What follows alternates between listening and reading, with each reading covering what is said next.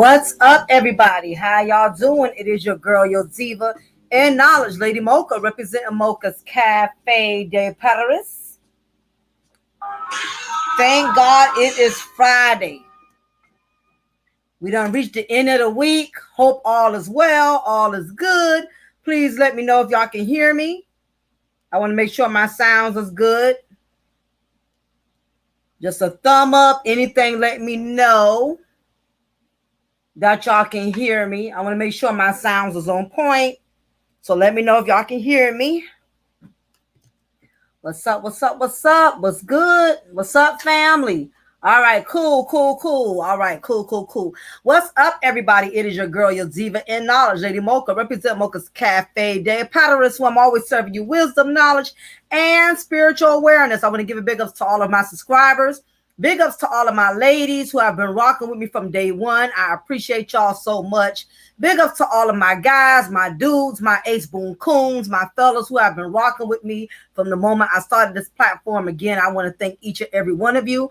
Those of you who have recently just subscribed, I welcome you to Mocha's Cafe de Paris family. If this is your first time ever hearing any of my content or ever checking out any of my content, please make sure that you subscribe, you like, and share the video.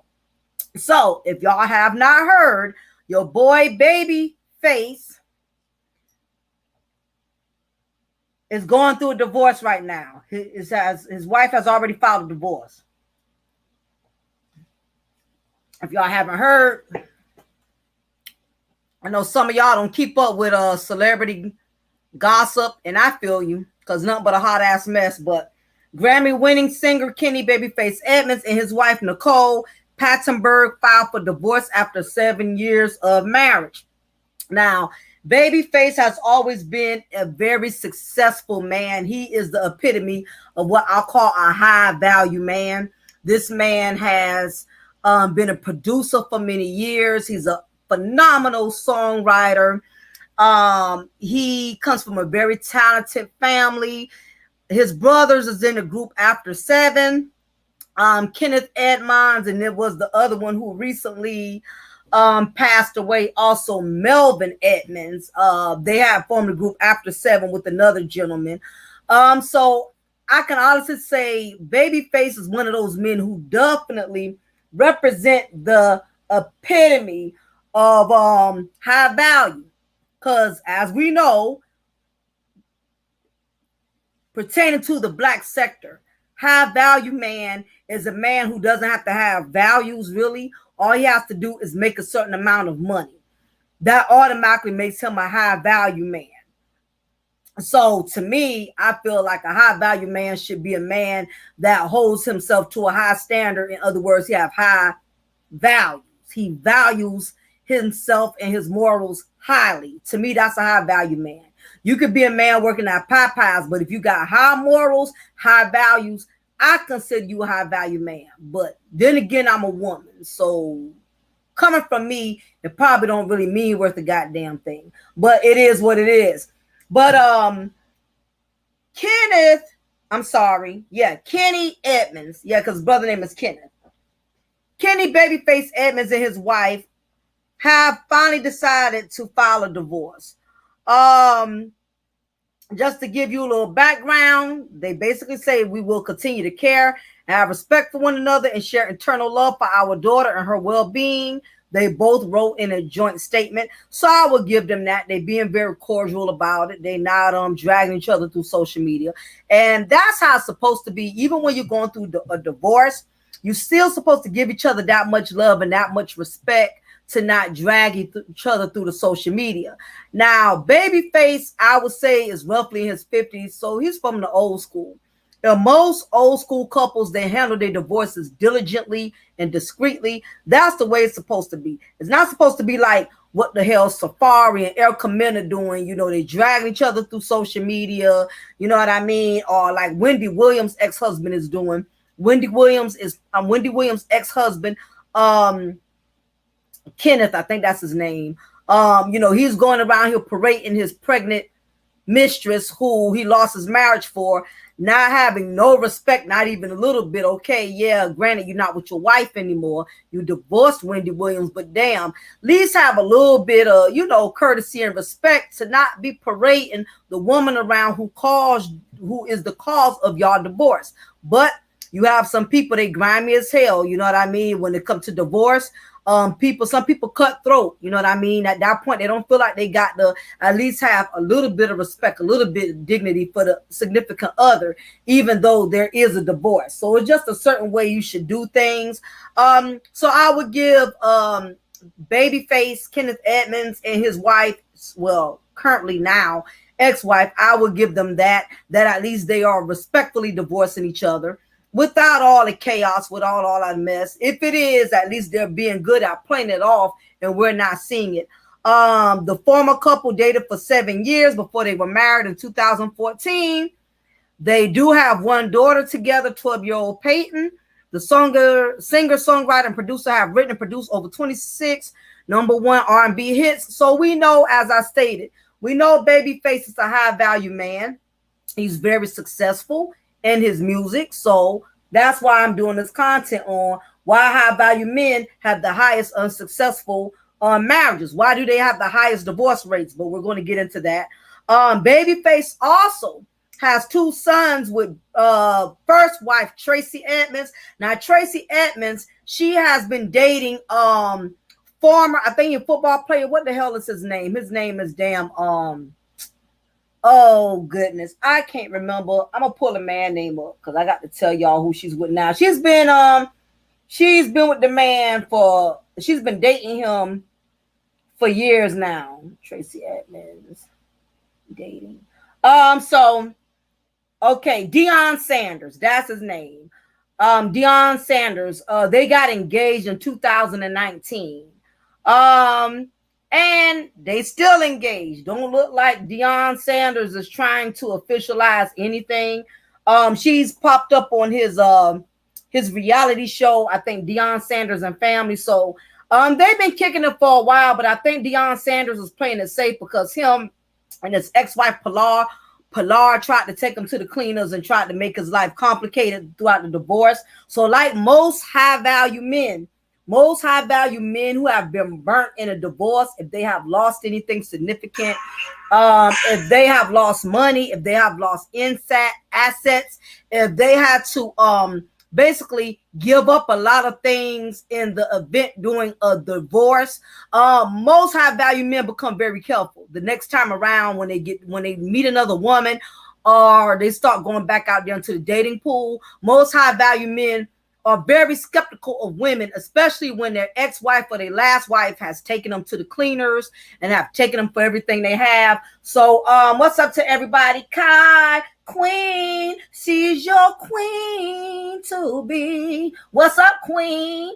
Kai, Amanda, to now. What's up, y'all? Blessings. Appreciate y'all for hanging up in here. And Mr. Jamar, blessings to you, sir. So most high value men that have been burnt and past relationships, they're usually more particular and they're more skeptical before they step back out there into the dating pool. So basically, Kenny Edmonds, better known as Babyface, and his wife Nicole are calling it quits. After just 7 years of marriage, the former couple issued a joint statement where they made sure to point out their mutual respect for one another, and their top priority is their 12-year-old daughter.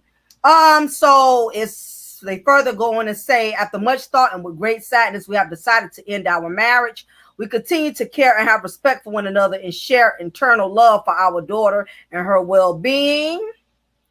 Splitsville, they ended the statement issued to blast by asking for personal privacy for ourselves and our daughter as we navigate these new steps as a family. So far, there's no word as to what made them decide to finally call it quits. So, we ain't got to read all of that. I'll let y'all look into that in your own time.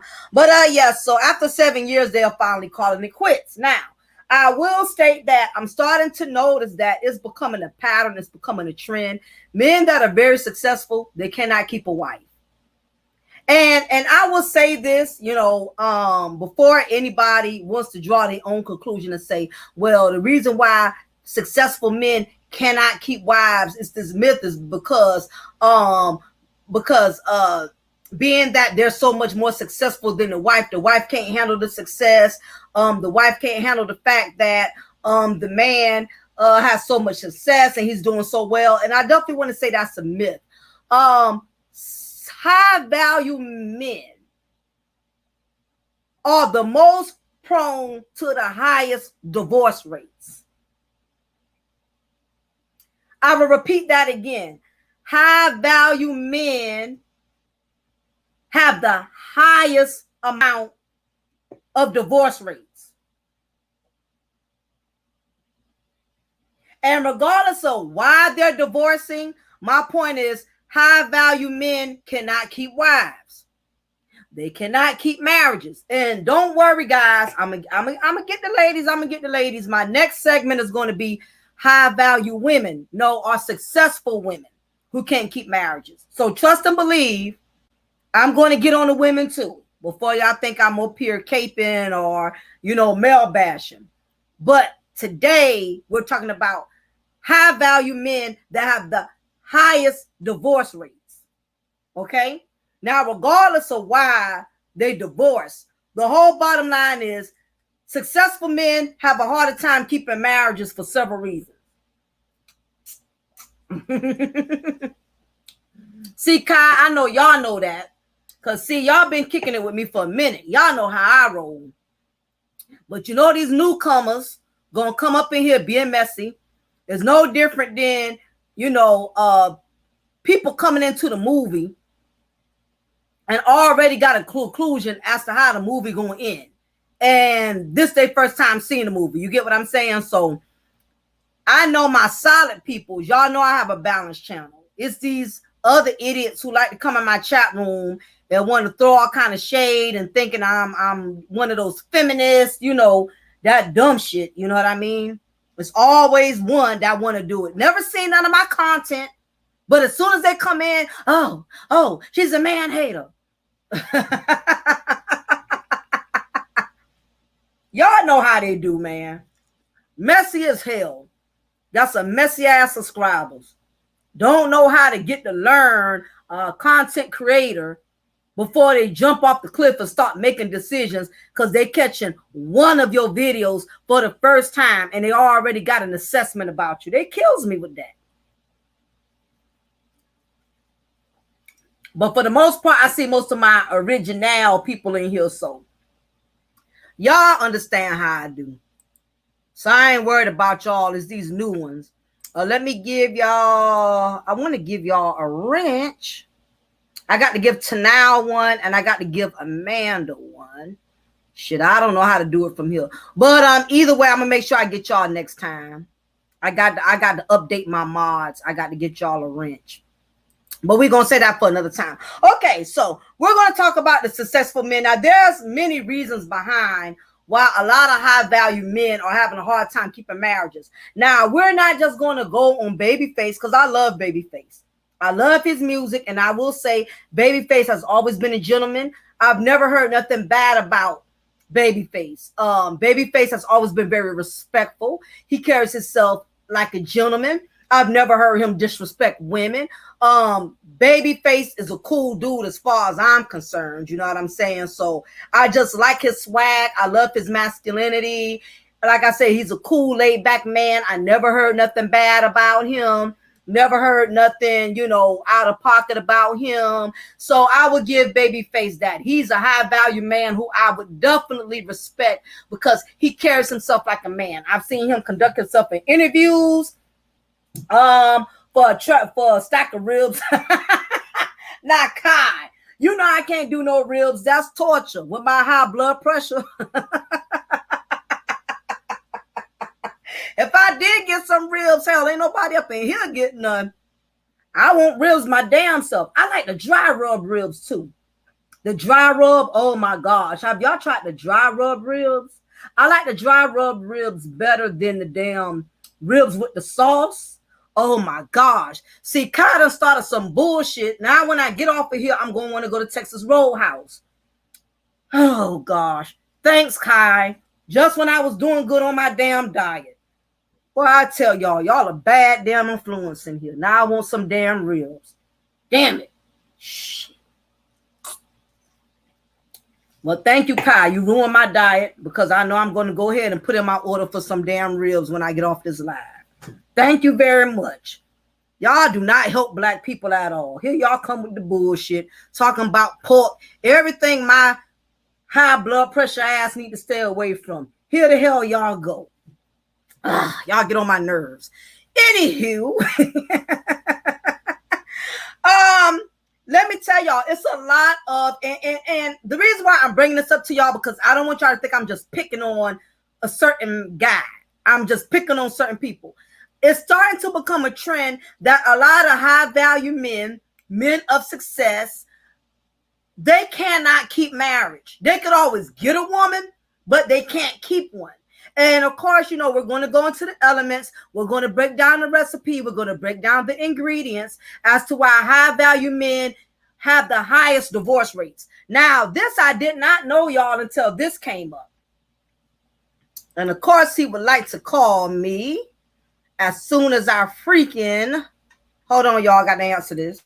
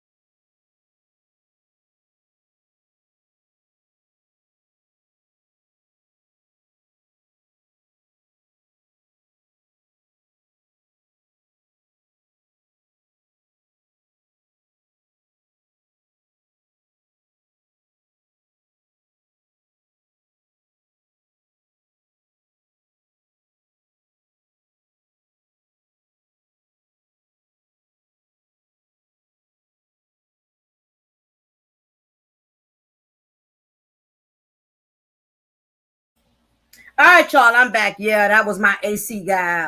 He's going to be fixing my AC. Okay, so I'm going to go back and share my screen to show y'all how it has become a trend. It has become a pattern that you have a lot of high value men. They could always get a woman, but they can't keep one. Just like you have successful women who can always get a man but can't keep a man. But today we're going in on the guys, and next time I'm going to go in on successful women. So today I got to go in on the guys, the high value men. Okay, so let me go back to sharing. Okay, that's how you do. Go back to sharing my screen so we can talk about these high value men who have the highest divorce rates and marriage. Now, what I did not know, y'all, I did not know that actor Blair Underwood and his wife Desiree DaCosta, I did not know they divorced. They've been married for 27 years. 27 years. And it amazes me when people have been married that long, they can't, you would think, being that it's been over 20 years, that there should be something there to preserve the marriage. But in these day and age, I mean, these Hollywood couples, these couples who got all this money, these couples who live in the most fine, exotic homes, these couples who are not financially in a struggle, they have the hardest time. They have the highest amount of divorce rates compared to couples that are struggling, compared to couples who don't make that amount of money in that type of financial bracket. It's always the couples who are financially well off, who usually have the most difficult marriages. Because believe it or not, what I have discovered, y'all, is that you have a lot of people that are married because they love the lifestyle, but they don't love each other. And what tends to happen is if you're only with that high value man or that successful woman because this person makes money, this person is successful, you have to realize it's going to be moments when you're going to have challenges in that marriage. And if you're only sticking with that person based on the fact they are successful, they have high value, they make money, it's going to come a point in time where you're going to have to deal with an issue that money is not going to resolve, that success is not going to resolve. For instance, we don't even have to go this far out. To all my ladies in the chat room, let me ask y'all a question. And then I'm going to ask the guys a question. To all ladies in the chat room, have you ever met a fine ass man? I mean, fine, good looking, make good money, got that good wood, knows how to put it down in the bedroom, but behind all that, he was a straight dick, a straight asshole. Have any of my ladies in here ever experienced that? I need y'all to testify. We are in Mocha's congregation. I need y'all to come to the altar. I need y'all to come to the altar and confess and say, sis, yes, it was me. I was one of those sisters. Brothers, the brother put it on me real good. He had that good wood. But as I got to know this dude, I realized that we was not compatible. Underneath that good wood, underneath the fact he had a nice car, all of that, he was a straight dick. You realized you was not compatible. There was no chemistry. Other than the fact he looked good. Okay, we got some sisters testifying in congregation. Ha!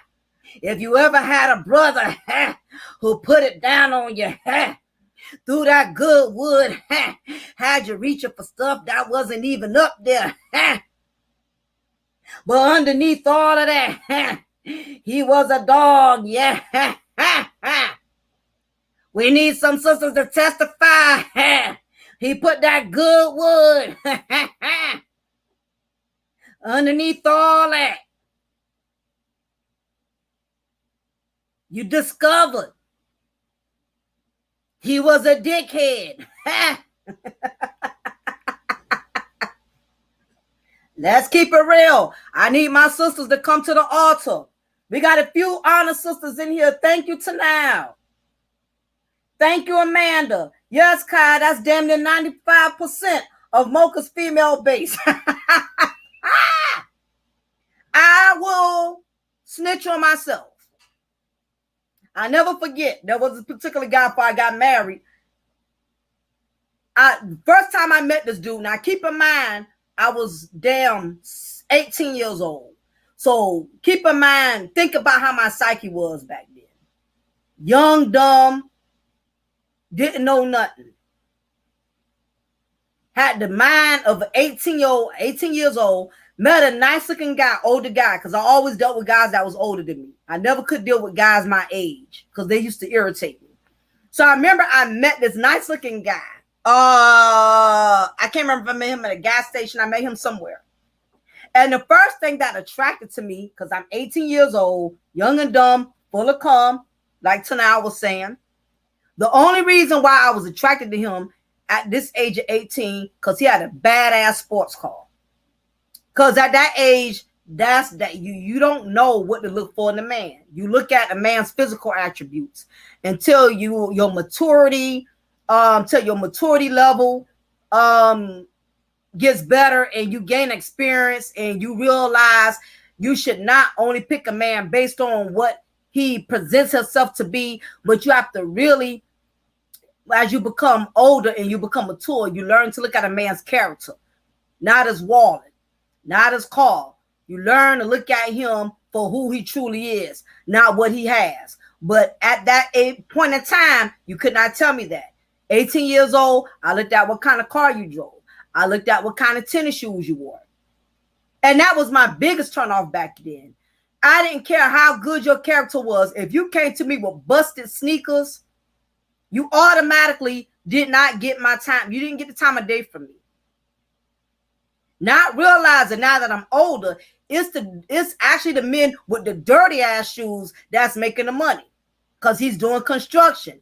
He could have a business. I know now that I'm older, If a nigga could be pretty all day, 9 times out of 10, he ain't got no job, or he living off a woman, or he a drug boy. Or he better be a damn lawyer or a doctor or something like that. But at 18, I did not understand that.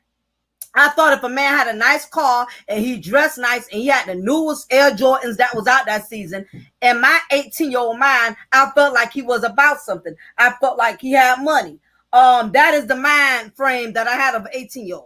You know, and you still got some grown-ass women who think like that, which is dumb. You would think they would know better by now. Never go by what a man has. You go by what a man is. You go by his character. But you have some women, they haven't grown up on that. They haven't figured that out yet. So anyway, me and the dude was talking. Right? We vibing. We talking for a couple of weeks. We conversating. We exchange numbers. So I'll never forget, he wanted me to invite one of my girlfriends over because he had a guy friend. And you know how that go. Hey, can you bring somebody for my boy? You know, you got a cute girlfriend. You got a sister. You know how that go. So I said, yeah, you know, I said, I'm going to bring one of my girlfriends over, right? So I brought one of my girlfriends over. And we all chilling, you know, like I said, being young and dumb. I'm looking at what a nigga got. I'm looking at, he got a nice car and 18 years old. Oh, if you meet a man at 18 years old and he had his own house, that was the shit. That was the shit. Most women, we thought we was the shit at 18 if we met a man who had his own house. Oh, you couldn't tell me nothing. I'm like, wow, at the jackpot. I'm in there. He got his own car. And he got his own apartment, you know what I'm saying? So I ain't had to deal with, you know, dealing with guys your age. You got to meet the mama, you got to meet their daddy and all this, you know. I'm dealing with older guy. He got his own crib, you know what I'm saying? So all of that was just like a turn on for me, like, you know what I mean? So me and my girlfriend, we go over to his house, you know what I'm saying? And we all chilling, which I should have known, but like, again, I was 18 years old, okay? So, y'all can't fault me on this one, you know what I mean? Because I didn't have the experience then I had now. So, I can't tell y'all what happened, but I remember somehow, some way, we all ended up kicking it in his bedroom. Now, me, my girlfriend, his friend, all 4 of us. I don't know how the hell we ended up there. I wasn't dry. I wasn't, smoking, I wasn't drinking. I never smoked weed, never had weed. I never liked getting around. I never liked getting high around niggas I didn't know because I see how other females got taken advantage of. And I never got drunk around guys. You know, if you wasn't my man, my boyfriend, I'm not going to drink with you. I'm not going to smoke with you. Plus, I never smoked in my life. I can't tell you nothing about weed or cigarettes. I never smoked, but I do drink alcohol. But at that time, I wasn't doing either of those things. So I really can't, I don't know how we went from kicking it in the living room and we decided to kick it in the bedroom, but it was nothing inappropriate because like I said, it was all 4 of us, right? So he had this big ass screen TV. Now, mind you, we didn't have these flat screen shits or whatever like we got now. He had that big ass box TV, but it was huge.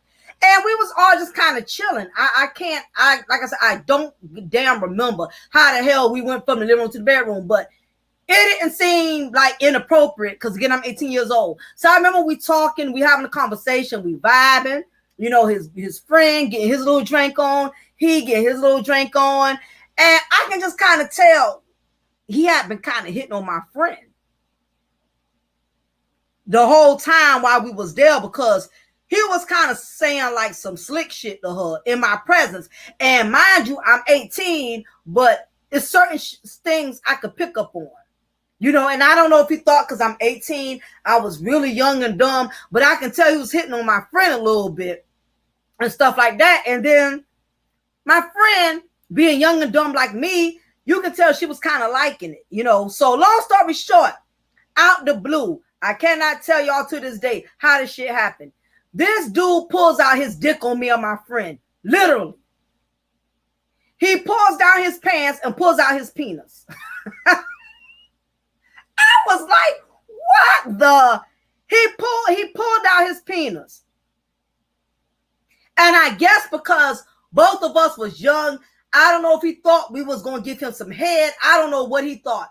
But at that time, it scared the shit out of me because I'm used to guys being aggressive, but not that kind of aggressive, because to me, that's like you on some rape shit. You get what I'm saying? Because we're in your bedroom, you know what I mean? And all of that. So I just remember he pulled out his penis.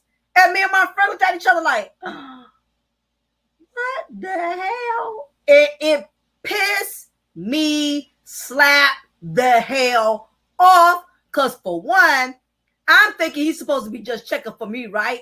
You gonna pull your dick out in front of me and my friend. And I was like, oh my girls, I tell you, that shit had me boiling like a goddamn lobster in the tank at Red Lobster. The disrespect. I said, oh my gosh. I just remember, because this had to be about 97, 98. I graduated high school in like 99. So I just remember I went off. And he put his, I guess he didn't get the response he thought. And he tucked himself back in. And I just remember saying to him, no, take me home. I'm not doing this. I don't want to be here. Take me home, this and that. So anyway, that let me know right then and there what a man has does not mean nothing if he does not have any respect for you. And to really, really confirm how much this nigga really wasn't shit, really, what really confirmed it was when he was dropping us off in his sports car, and the damn sports car broke down on the side of the road. The sports car that made me like his ass, the sports car that I was looking at, the shit broke down. That was a sign from God that stop dealing with this idiot. His sports car broke down. There was no Uber. There was no Lyft at that time. Just a regular yellow cab. So we had to get a cab, which he did not pay for. And it was that moment in time when I understood that I don't care what a man got. I don't care if he well dressed. I don't care if he got an expensive car. I don't care if he makes over $300,000 a year, whatever. If he does not treat you like he cares for you, or he loves you, or respects you, then it's definitely a waste of your time. And that's what a lot of these women got to understand out here. You want to size a man up because of what he's driving, because of where he works. But let me tell you something. I have had dudes that was, I won't say broke, because I never dealt with broke men. But I have dealt with dudes that had less money, that I've had more fun with, and they've shown me way more respect and treated me with way more kindness than men with money have. Like straight up, for real, for real. I have met regular guys that I have enjoyed just having a hot dog with them versus dudes with a lot of money that take you to get some filet mignon and he ain't about shit. So to me, that high value shit, it don't mean nothing to me, because I know dudes with money that are assholes, that are jerks, that are whores, that are mean, that are manipulative, vindictive. I've met guys who work regular jobs that are construction workers, that are painters, what they call it, brick masons. I've met regular dudes that I've had an awesome time with, that I was able to enjoy. I was able to lay my hair down. I have met guys that make standard income, and I have enjoyed them more than I did guys with a lot of money. I can't speak for everybody else up in here, but I tell you one thing. I have had way more successful connections with men who were in the struggle than men who had every fucking thing.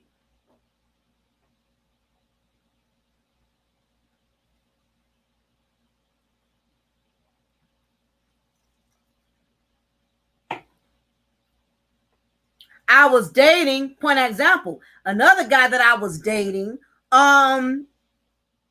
he was Haitian. And he was really, I mean, really, when I say cool, laid back, treated me like a queen.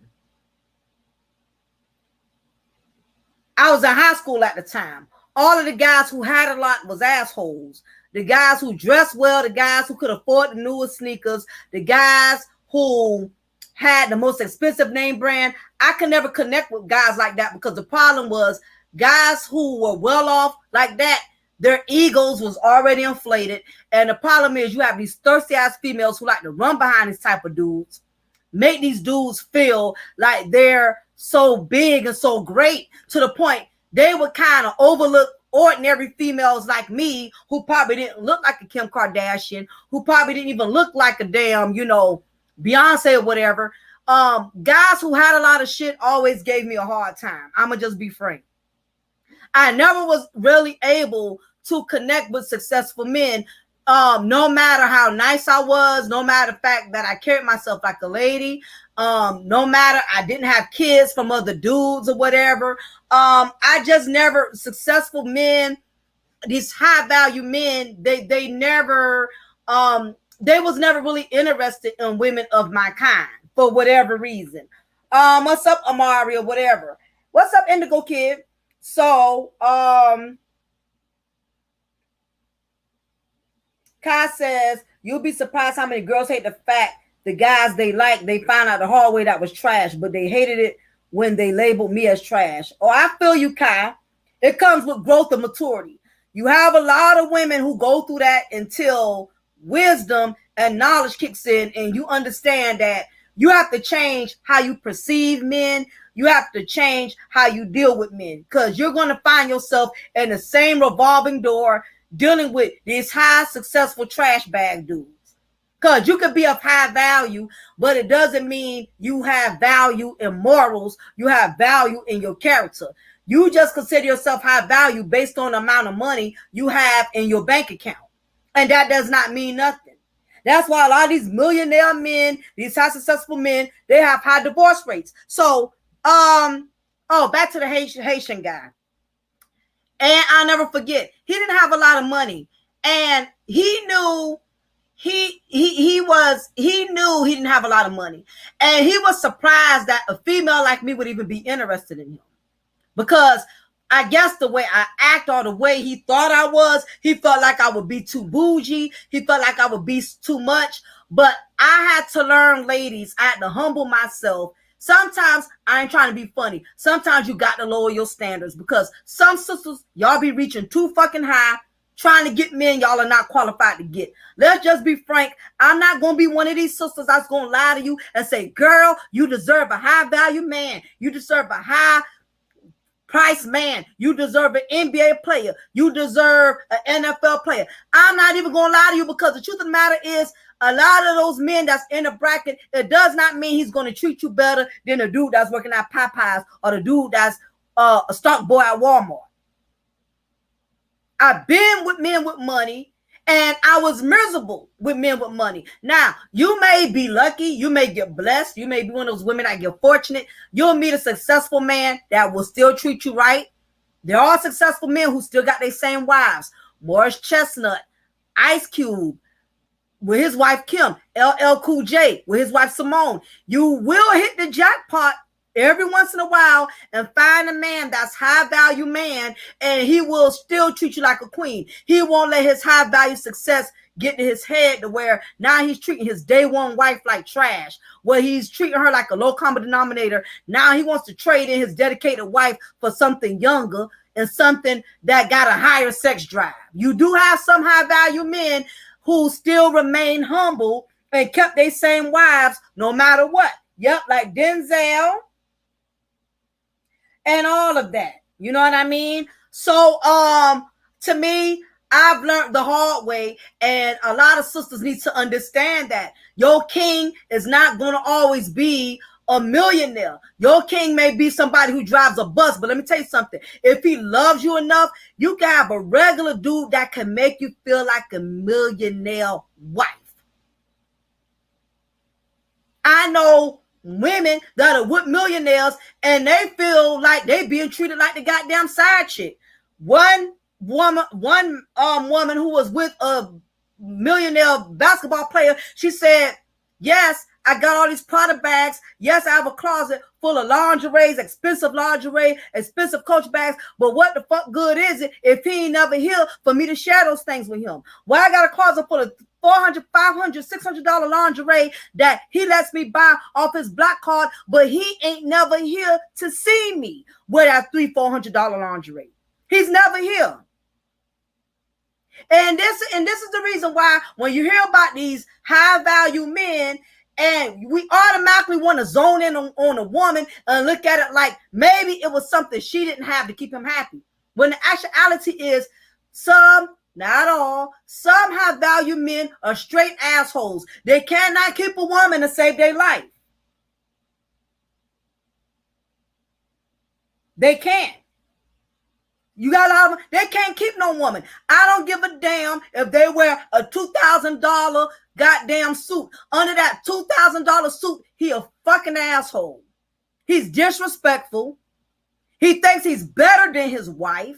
He feel like she's inferior. He's superior. You got some men out here who treat women like garbage. And I'm not saying some women don't put that on themselves. Some women don't cause that for themselves. No, all women do not deserve to be treated like queens. But let's face it, all men who claim to be high value, all of them do not deserve to be treated like kings. You could be a high value man and be peasant as fuck underneath your $2,000 suit and your $800 alligator shoe. I've met men who I've enjoyed their company just at damn Waffle House, and here it is, this high value bougie ass Negro took me to Bonefish Grill, but he boring. And the majority of the conversation was about his goddamn self. He ain't asked nothing about me. Not a regular guy. He knew how to make me laugh. He knew, and let me tell you something. Let me tell you men out here, don't fall for this high value stuff. If you have the right swag and you have the right personality, a woman will be turned on just being in your presence. It got nothing to do with what you wear, with what you drive. Because let me tell you something. I've been with guys who had conversations that was so stimulating, I forgot we was even eating at McDonald's. I forgot we was eating over a chili dog. Now, this is not to say you should always chili dog me, that you should always McDonald's me. Every once in a while, a woman wants a man to invest in her a little bit more. But I'm saying as far as dating. Now, I ain't going to be with you no 5, 6, 7 years and we still doing McDonald's, but I'm talking about when you're dating. If your game is strong enough and solid enough, you ain't got to do all that extra stuff to get a woman to notice you. Most men who do all that top of the line shit, who got to dress a certain way to appeal to women, they got to drive certain cars to appeal to women, they got to act like they this high value man to appeal to women.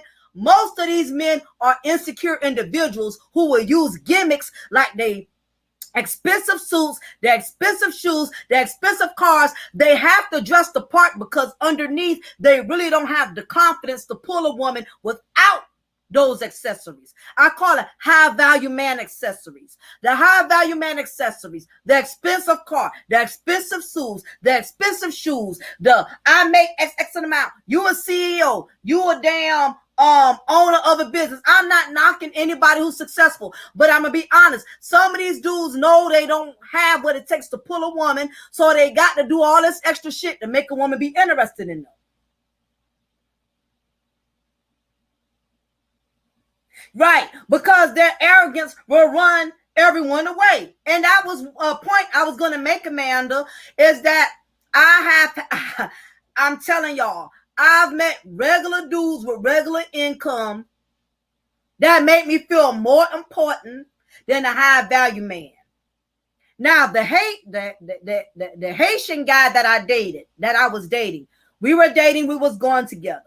He didn't have a lot of money, but his the way he treated me made me overlook all of that. The fact that he would call and check on me, he would walk me from school all the way to my apartment, and he stayed much further than I did.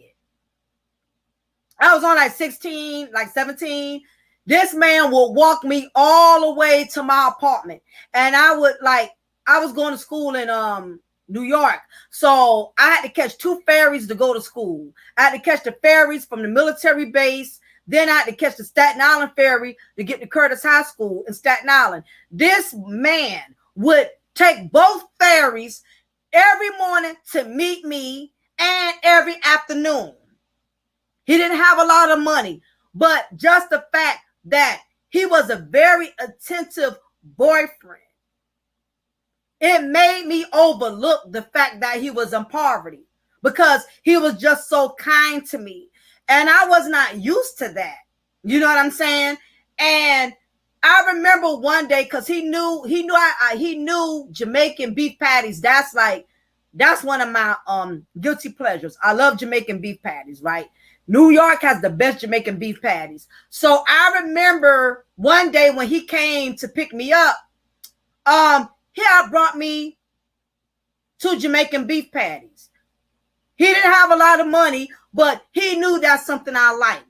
And he was a really, really good boyfriend. And only thing I tell y'all, I messed that up. It wasn't his fault. I will admit it. I messed it up because I was young, dumb, and I was talking to some knucklehead on the side that wasn't no good. And he was still willing to forgive me, but at that point in time, I just did not know how to appreciate a good man. So I ended up breaking up with him. You know what I mean? I could have tried to rehash that, but my immaturity and me not really understanding how relationships work, I did end up sabotaging that. I will admit it. I did sabotage it. But I learned, and that's why when I met my husband, I made sure I vowed to never make that mistake again. You meet a good guy, I don't care what his struggle is, work with him. Because that's going to be the one that's going to be in your corner when you least expect it. So anyway, let me go back to this high value. All right, so I didn't even know Blair Underwood and his wife of 27 years, they had divorced. They had 3 children. And again, Blair Underwood is a very successful man. He's been in many movies like Crush Groove, a lot of Tyler Perry movies. But even with his 27-year-old marriage, whatever it was, it wasn't enough to preserve it. So another high value married man bites the dust. Taraji Henson and Kevin Hayden, I don't know too much about them. I don't even really want to go too much into that because they haven't been married a long time. But then I heard Taraji Henson, she's a handful herself. So I'm not going to speak on them because I don't know a whole lot about them. Now, Tracy Morgan, another supposedly high value man, this comedian, he basically shitted on his first wife who gave him her kidney. He left his first wife only to end up with another woman, and now they're ending their marriage.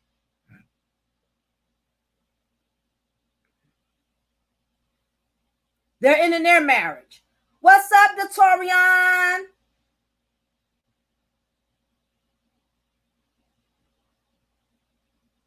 He didn't want to sign a prenup, so Taraji called. Oh, okay.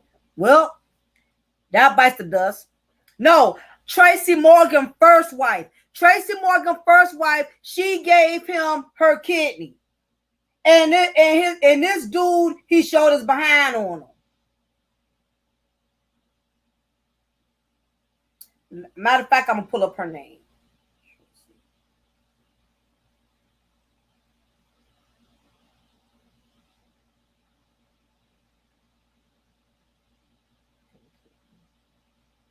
Yeah, Tracy Morgan first wife.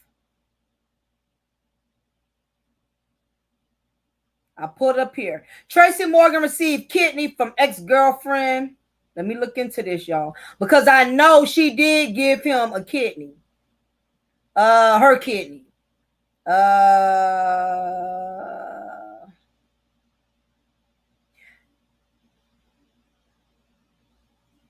I don't want to walk my wife down the aisle with a cane. This is not more first. This is not Morgan's first marriage and epic relationship that ran out for 22 years. Yeah, his first wife, she gave him a kidney, and she gave him a kidney transplant in 2010 because he was suffering from complications from diabetes, and he turned around and got married to someone else a year later. Like I say, some of these high value men is shady as hell. Not all, some. Yeah, you're right, kid. George Lopez did the same thing. Got his wife's kidney and then divorced her. Okay, and he's the high value man. Remember, he's a successful. Oh, yeah. Oh, yeah. That's what I'm saying. That's what you would think, Kai. You would think that he would have been loyal to her. Nope. And see, that's why what goes around comes around. That's why his marriage to the second wife didn't work. You walked out on the other woman who was loyal to you and dedicated to you. So how you think you're going to get blessed? God don't bless no mess. So now they're divorcing after 7 years. All right. Solange and her boo thing, I can't speak on that. I will speak on her when I talk about successful women who cannot keep marriages. I will save her for that. Because I'm talking about successful men right now. Men that are high value. Now, Kenya Moore and Mark Daly. Mark Daly is considered a high value man, being that he owns several restaurant chains. And him and Kenya did have a beautiful woman together. But Kenya ended up admitting she was miserable as hell in that relationship. She was miserable. He was very controlling, very demanding. It's a price that comes along with the high value man. So that ended up going down the toilet. Niecy Nash. I'm just trying to basically talk about the ones that I know we're the most familiar with. Of course, Monica and Shannon Brown. Shannon Brown was an NBA player. I don't know what team he plays for. Guys, I don't watch sports, so y'all talking to the wrong woman when it comes to that. And I remember she married him relatively quick, and that didn't work out, you know. So marrying successful men, these athletes, these producers, that does not mean you're going to win. That does not mean you're going to get you a winner. Can't judge more. Okay, I got you, Amanda. No problem. Yeah, Niecy Nash is on something totally different.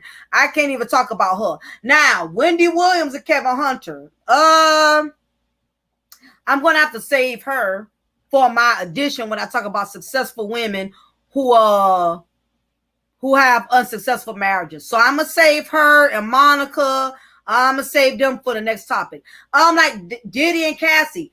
Diddy, with all his success, Diddy has never been able to keep a woman. Ever, ever, ever, ever, ever. Oh, we're going to talk about those. We're going to talk about Shaq and Carmelo Anthony. All these successful men. And although Diddy has never been married to none of his women, the thing is, he's never been able to keep any woman he has ever had. P. Diddy has always been with attractive women. We saw all of the women he has been with. Kim Porter, Cassie. He's always been able to pick up attractive women, but he can't keep them. Diddy is very arrogant. He's a Scorpio too, and a lot of Scorpio men are very whorish till they get out of get out of that male Jezebel phase. He's a piece of work. Diddy has never been able to keep women. And the one woman who did want him, which was Kim Porter, he never would marry her. He never would. Never would.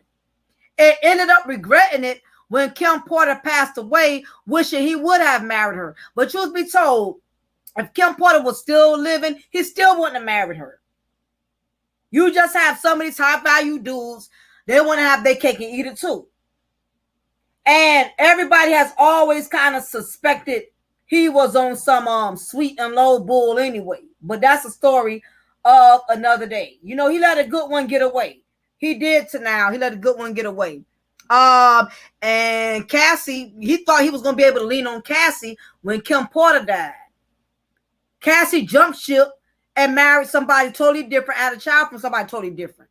He thought he was going to use Cassie to stand in for him and be there for him when he lost Kim. And she said no. Now, Lala, Carmela, and Anthony. He's a perfect example of a high-value man.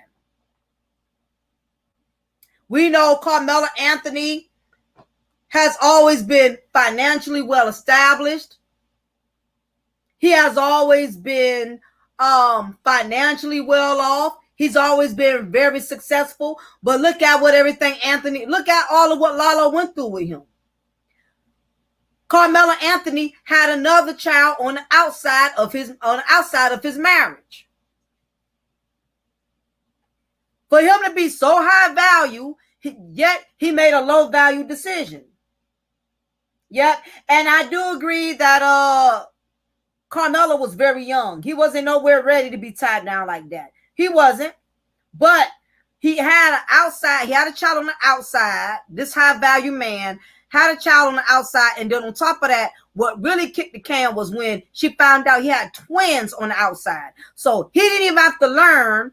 After getting the first chick knocked up, he turned around and knocked up a whole nother female and gave that female twins.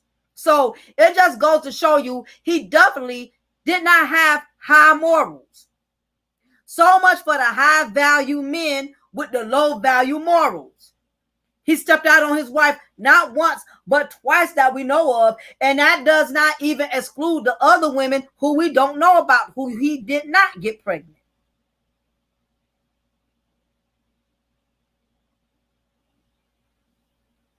That's crazy, Amanda. Yeah, them Scorpio men, I don't know.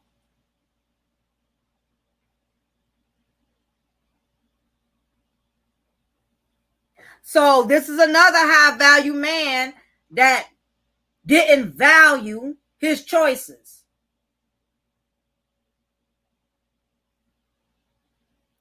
We'll talk about that on the swollen session. So I'm not going to address all of these. Anthony Hamilton and his wife, they ended up divorcing after 10 years. So we're going to go into the elements why high value men have not been successful in marriages. We're going to talk about that. And Mariah Carey and Nick Cannon, we know that was going to be an epic fail. Okay, so you're taking care of your children's father. You're taking care of his mother. Wow, that's deep. That's big of you, Amanda, on that. So, Paula Payton and Robin Thicke. Robin Thicke, the high value man. The 22 years, his wife, Paula, just couldn't deal with it no more. She said he was very violent. I don't think he ever physically hit her, but from what she expressed is that he has a bad temper. He throws shit. He punches walls. I tell you, you got people who look so calm and humble and be undercover damn tick-time bombs. Well, I knew that wasn't going to work, Indigo Kid, because Mariah is too diva-ish. She too diva-ish.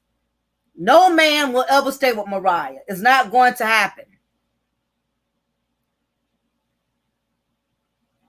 But yeah, Paula Payton, she got sick of Robin Thicke acting like this high-value man on the red carpet, but behind closed doors, he's drinking like a fish. He's throwing dishes against the wall and all of that, and she got tired of it.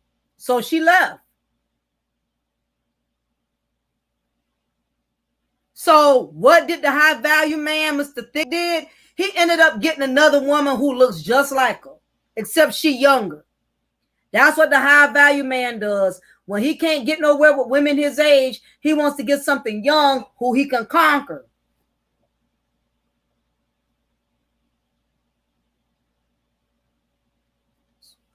So Paula got tired of that mess and she left his high value crazy ass. Who else? Yep, Amber. Well, we know Amber's a gold digger, so I ain't got nothing much to say on her.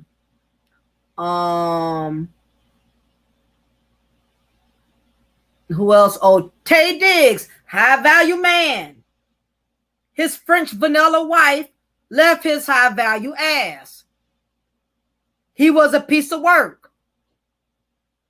Now you know if the white woman jumped ship.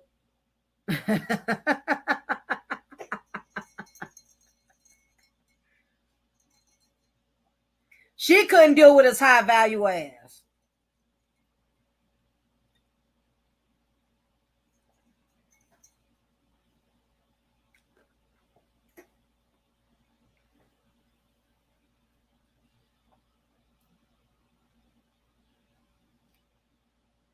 Taye Diggs' wife, she couldn't deal with him no more.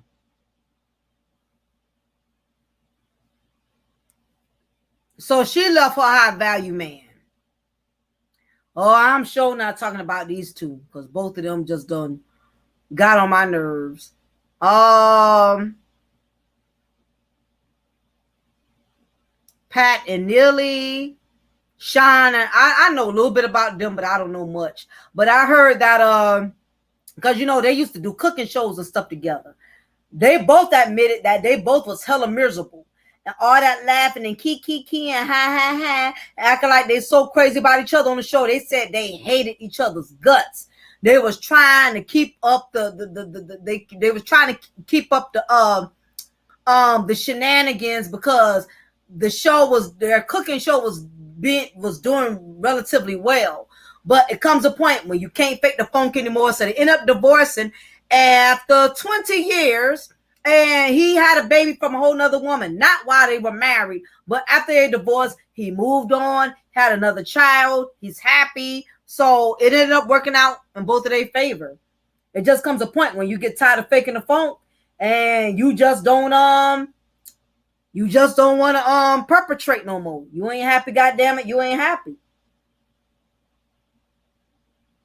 So they jumped out. That was it. Oh, we have another another swirling gone wrong. Singer Seal and his French vanilla, they ended up divorcing. Now she's with a man her color. What happened to once you go black, you never go back? Well, Heidi did. High value man. And Seal has always been a successful singer.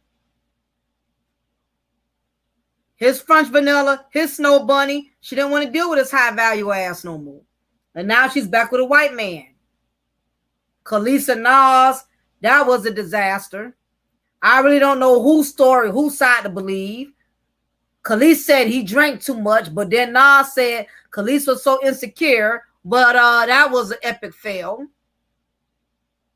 So much for the high value man. High value man, Kenny Lattimore and Shantae, boy. They said their marriage was very toxic. Very toxic. But believe it or not, he's doing much better. He's married to Judge Faith. I don't know if y'all know who Judge Faith is. She's a very pretty woman. She's a young judge. She has her own judge show. He's married to her now, and he's doing so much better because he said he realized all the mistakes he made with Shantae and he vowed to never take his next wife through that. And he's doing his new marriage is awesome. So big ups to Kenny Lattimore. Shantae Lattimore, beautiful woman, but I think underneath that she has a lot of issues. She has not been able to get a man, and she said it. She admitted she cannot keep a man. When she was on an R&B diva show, she said it. She said she's never been good in relationships. As beautiful and stunning as she is, she's a piece of goddamn work. So that's why I said we're going to talk about these successful women who can't keep a marriage. We're going to talk about them the next time I go live. But we're talking about the men right now. We ain't even going to talk about Halle Berry. We already know she don't have more men than the goddamn Navy. So I ain't even talking about her ass. Yeah. Let me see. Lance Gross. Okay. Yeah, Lance is remarried and he's doing good. Rana, Jermaine Dupri. Yep, one of y'all brought up Shawnee and Shaq O'Neal. Y'all brought up Shaq. Yeah, he's never been able to really keep women since him and Shawnee broke up. He caught himself getting with Hoops from Flavor Love. That didn't work. He's been trying to get Shawnee back for years, and she just doesn't want his tall, Bigfoot, high value ass. She don't want him. She does not want him at all. So much for these high value men. And yeah, Gracielle tried to swerve, and it didn't work out for her either. Her high value Brad, he didn't want the marriage anymore. So ladies, just because you cross over the other side, that don't mean you're gonna be happy. Yeah, and I will admit it. Khaleesi is happy. She's very happy. And believe it or not, Khaleesi has a plain white man, and she seems more happier now than she's ever been with Nas, the millionaire rapper. Now, I'm not saying he was wrong and she was wrong. I don't know the details, but I'm telling you, the most simple men, the men who don't have a lot of money, sometimes those are the men that are compatible for you. It just be like that sometimes. It just bees like that. Yeah, I love Judge Faith. He's mixed. He's not white. Okay, I got you, Indigo. Yeah, but yeah, Khaleesi's happy. She had another baby. And Nas, he don't seem bothered either. He don't went on about his business. Morgan Freeman and his wife. Morgan Freeman, we know he's a high value man. That man been doing movies since he been a goddamn newborn. His wife couldn't deal with his high value man ass anymore. She got half his money, which was $400 million. God damn. Because there was allegations of him cheating. I'm like MC Hammer. Come to Hammer.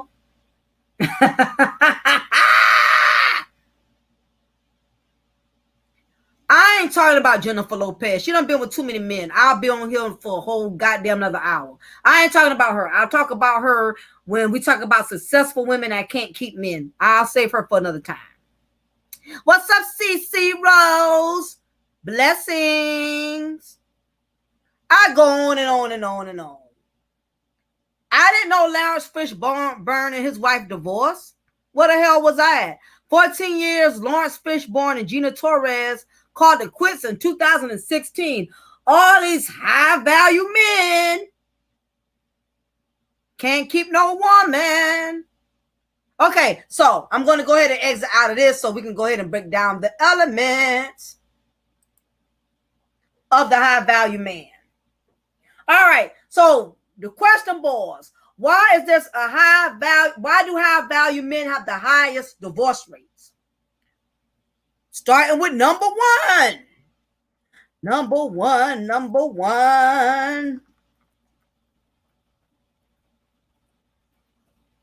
First problem is the reason why a lot of high-value men have the highest divorce rates is because they're success-driven.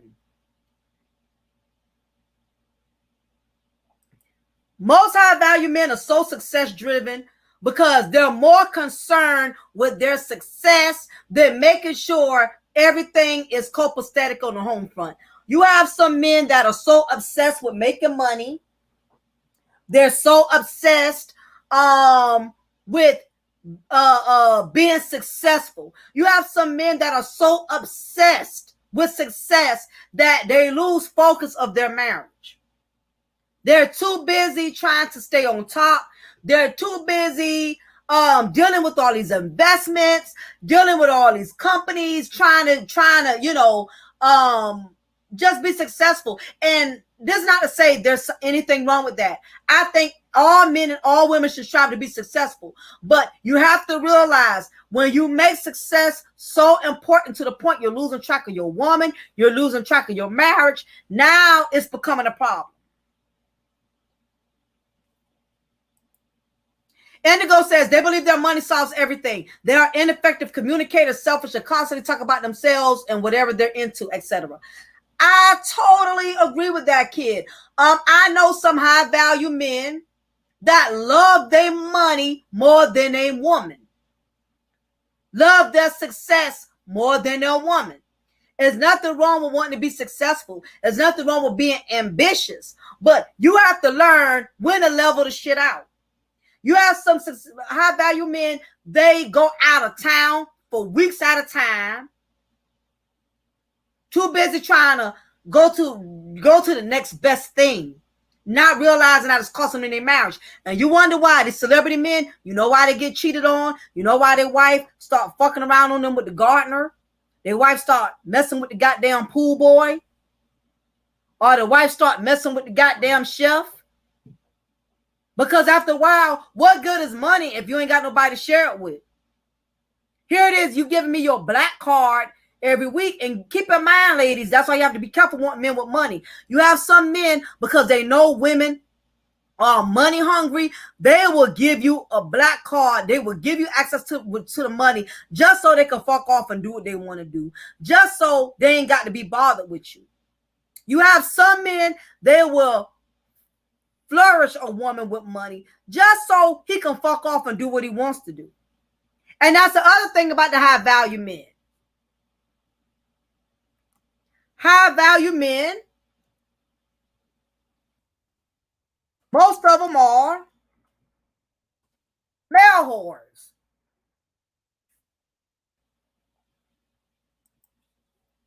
They don't know how to wear different hats and terms, and when to switch on and switch off, and ambitious demeanor. And that's the truth. And I think most men, in a sense, kind of have that problem. They don't know how to balance. Okay, make time for your wife, make time for your kids and your job. See, women, we are gifted to be multitask. We know how to multitask. A woman, we could sit in the car, drink coffee, do our hair, be on the phone, polish one of our toes, and still can drive. Men, they've never had the gift to be able to do several things all at one time. With men, they are better at doing things one at a time. My criminal justice instructor, he told me men have the mind of spaghetti. I mean, women have the mind of spaghetti and men have the mind of a waffle. Meaning men just focus on that one thing. Women, we got the meatballs, we got the sauce, we got the onions, we got the bell peppers. We be focusing on 20 goddamn things all at one time. And that's just the God's honest truth. Because my husband is like that. He cannot focus on two damn things at the same time. It's either one, too much of one thing, but not enough for the other. And that's the thing. Some men get so caught up in their success, they don't notice that the wife is messing around with the gardener. You know why she messing around with the gardener? Because the gardener, he don't make the money that the multi-millionaire husband makes, but he's attentive. He pays attention. He knows how to talk. He knows how to talk to her. He knows how to check up on her. He knows how to make her feel like she's important. But like I said, the second thing is, like I was saying, a lot of high value men, they male whores. When you make a lot, let's just face it. When you have a lot of money, you have more options. A lot of dudes cannot forced to flex on a woman because they don't have enough money to go be choosy. But for the high value man who makes a lot of money, he doesn't have a problem flexing on his wife. All of a sudden, his wife done put on too much weight. She ain't cute enough. She ain't good enough, because now what has happened is once your money starts growing, so does your options. And you have some of these high value men, their wives was good enough for them. You didn't mind your plain Jane wife when you wasn't nobody, when you ain't had shit. But now, because you're successful and you making money, you too good for your plain Jane wife. Listen, if y'all got Netflix, check out the series. It's called damn Dirty John. I'm telling you, y'all need to catch that, because when I tell you the Betty Broderick story, it pissed me off. If you don't have Netflix and you can't catch the Dirty John is broken up into two series. They have two different stories of two different women. Watch the one with Betty Broderick. When I tell you she stood by her plain, she stood by her plain Jane, Mr. Nobody husband, while he went to medical school and while he went to law school. And when this man became successful, he did not want her no more. Classic Ruby, my old sis. Exactly. I got to get with you and Kels. We got to do another panel. We long overdue. Long overdue. I got to get my girls back up here. But and these high value men, you know what they will say when they leave their plain Jane wives? You know what they say? Well, she let herself go. She let herself go. She stopped working out. She stopped going to the gym. But my thing is, with all that though, you don't wait till you get successful. And after he graduated law school, after he graduated medical school, he started stunting on his wife, Betty Broderick. How about, his name is, I forgot the man's name. I think it's David Broderick. What the hell is his name? I'm going to tell y'all what his name is. I'm going to tell you what his name is. Betty Broderick, she is well known for murdering her husband, well, ex-husband at the time, Daniel Broderick, and his second wife, Linda Broderick. She was so devastated at the fact he walked off and left her. Yeah, it's Daniel Broderick, Kai. I had to look it up and make sure. Yeah, when Daniel Broderick became this successful lawyer, oh, he stunted on her, honey. He stunted on her ass. He got him a young version of her. He got him a young Betty Broderick. And he did not want his old overweight wife no more. Oh, yeah, Steve Harvey. Oh, my goodness. Yeah, he did that too. Her high-value husband, Betty Broderick, I'm going to show y'all something. I advise y'all to watch that movie, y'all. Listen, watch. I want all the ladies and I want all the guys. Go on YouTube. You can watch the old Lifetime movie. It's called A Betty Broderick Story. I'm telling you, it will piss you slap the hell off. It'll make you understand why she killed him. I probably would have killed him myself. Just to be frank. Okay, so but this is a really good movie, y'all. I'm pulling up some of the images. It's called A Betty Broderick Story. Now, this is her back in the day. All right, this is her with her lawyers and everything. Of course, she had to go to court. She had to go to trial. Because she couldn't handle the fact that when her husband left her, he was just so nasty about it. He took custody of the kids. He sold the house. They first got together when they was married. And at insult to injury, what happened was he started messing around with the secretary on his job. Now, this is after Betty Broderick, all those years, she held him down. She held him down, raising the kids, taking care of the kids while he's in law school. Now, this is Mr. Daniel Broderick and his wife at the time. She held him down, and basically, when he became the high-value man, he no longer wanted her. Because if you see how she looks compared to his current wife after that, that's how she looked back then. And this is how, matter of fact, this is a young picture of them. Okay, now peep this, y'all. Now look at it. Look at it real good. You see Daniel Broderick with Betty Broderick, right? Now, this was when they first got married. See how young she looks? See how her hair is blonde? She has green eyes. Now look at him. His ass ain't looking like no high value goddamn man. He was a nerdy, Poindexter looking type of old nerdy ass white guy. You could tell back then nobody wanted him. Okay? She was prettier than him, right? Now check this out. Check this out, y'all. Look at how The wife, look, don't she look like a younger version of her? Look, look. See how she's blonde with green eyes? Look, now look at how his wife look. Y'all peep that? Why when y'all high value men leave y'all wives, y'all go get that exact young replica of the wife you don't want?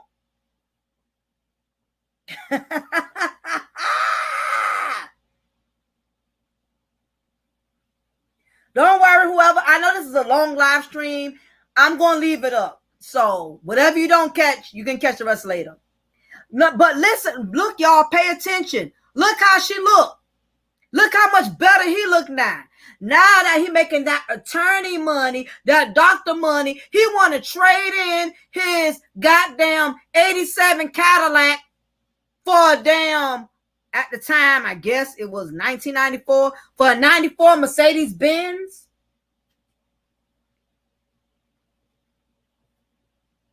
So anyway, Daniel Broderick, yeah, definitely check out the series. I want y'all to watch the movie. And you will see how dirty he did her. He wanted to discard his wife once he became successful. Once Daniel Broderick became high value man, he didn't want his old wife no more. He wanted something more young. This him with his wife. He wanted something more young and beautiful now that he's making that high value money. That's what he wants now. This was him and Betty back in the day. Hell, he was looking half unhappy in that picture. He was probably the whole time looking like, I want out, I want out. Something about in some cases, and I'm not going to say it's just for men, women, because men go through the same thing. Something about you're willing to humble yourself and be with a person for their loyalty when you're in a struggle. But something about when you start progressing, all of a sudden, you too good to stick with a person who stuck with you when you was a goddamn nobody. Yeah, you had a mistress, Indigo. Classic said she even worked while he went for a whole second career for medical school and internship. That's exactly what I said earlier. And you're right, Classic. Once he got on his feet, he gave her his ass to kiss. And that woman was devastated because she was his everything. She did everything for him. She raised all of their kids thinking that, okay, now that he's making this money, we can live the good life. We can travel. Do you understand being a married woman when you stood by your high value man all those years when he ain't had nothing? You probably had to borrow money from your parents so he can go to law school, so he can go to medical school. For instance, like Judge Mathis, his wife took care of him, took care of the house while he went to law school.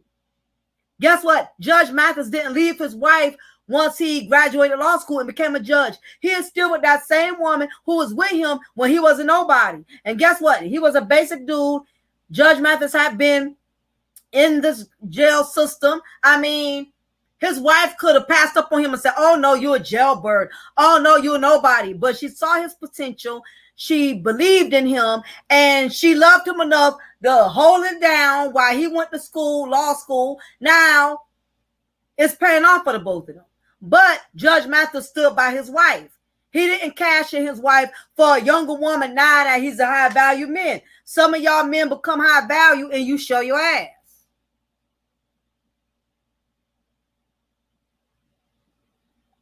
Now, if you're a man and you already had that before you met a woman, then okay. If you want to show your ass, that's different. But the fact that a woman was there with you and for you when you was down on your luck, you wrong for all that.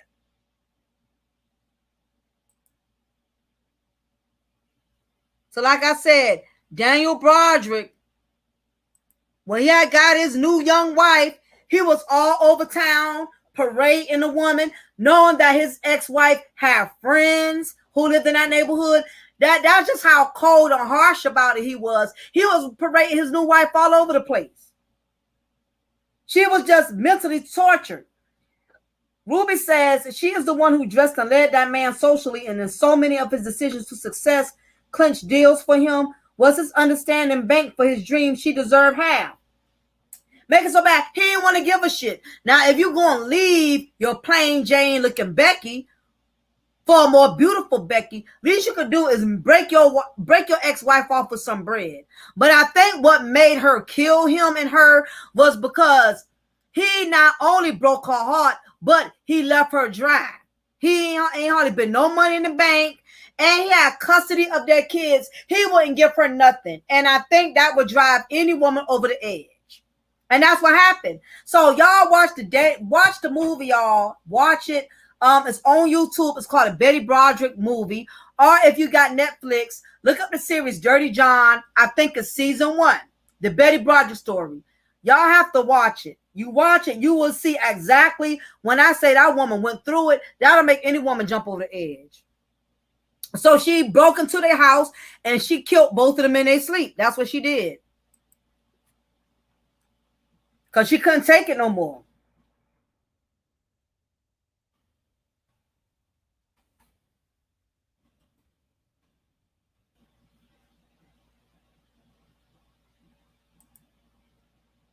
Hold on.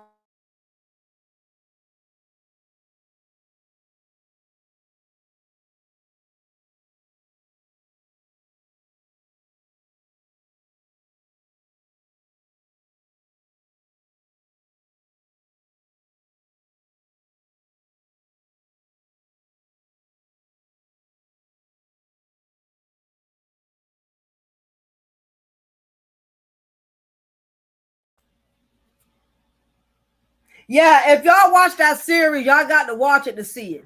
That'll drive any goddamn woman over the edge. Now, she killed both of them. She broke in their house and she killed both of them in their sleep.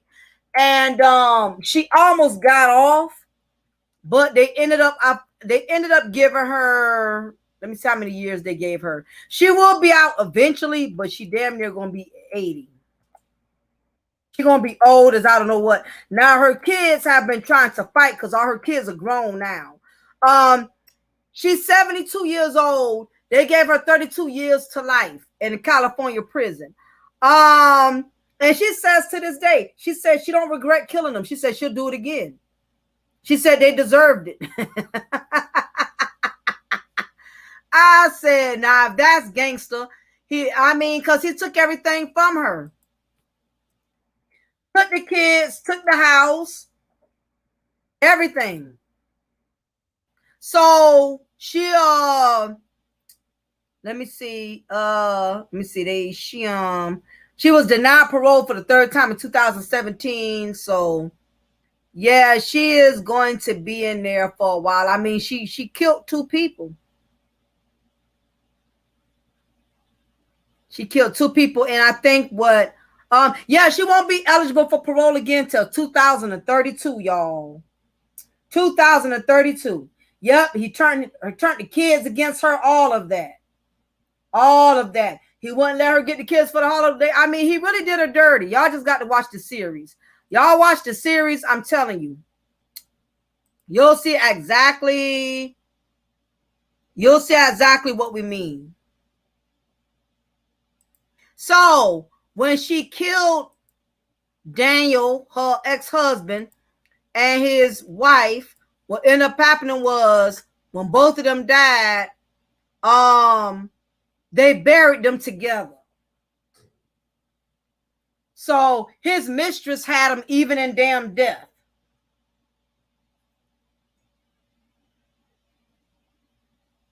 But that's why you have to be careful. You can give so much of yourself to somebody that when they rob you and don't give you back nothing in return, it can really take you over the edge.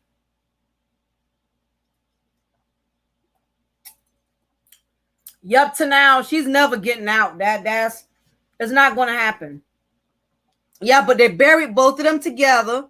As you can see, both of them died November 5th, 1989.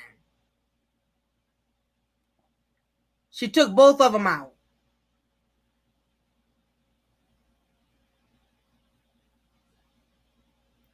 I said, that was his wife. That was the mistress, his secretary he ended up marrying.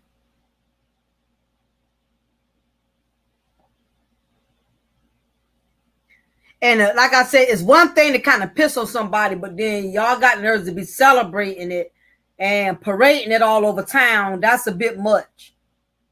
Yeah, she's gonna die there, Ruby. You right, sis.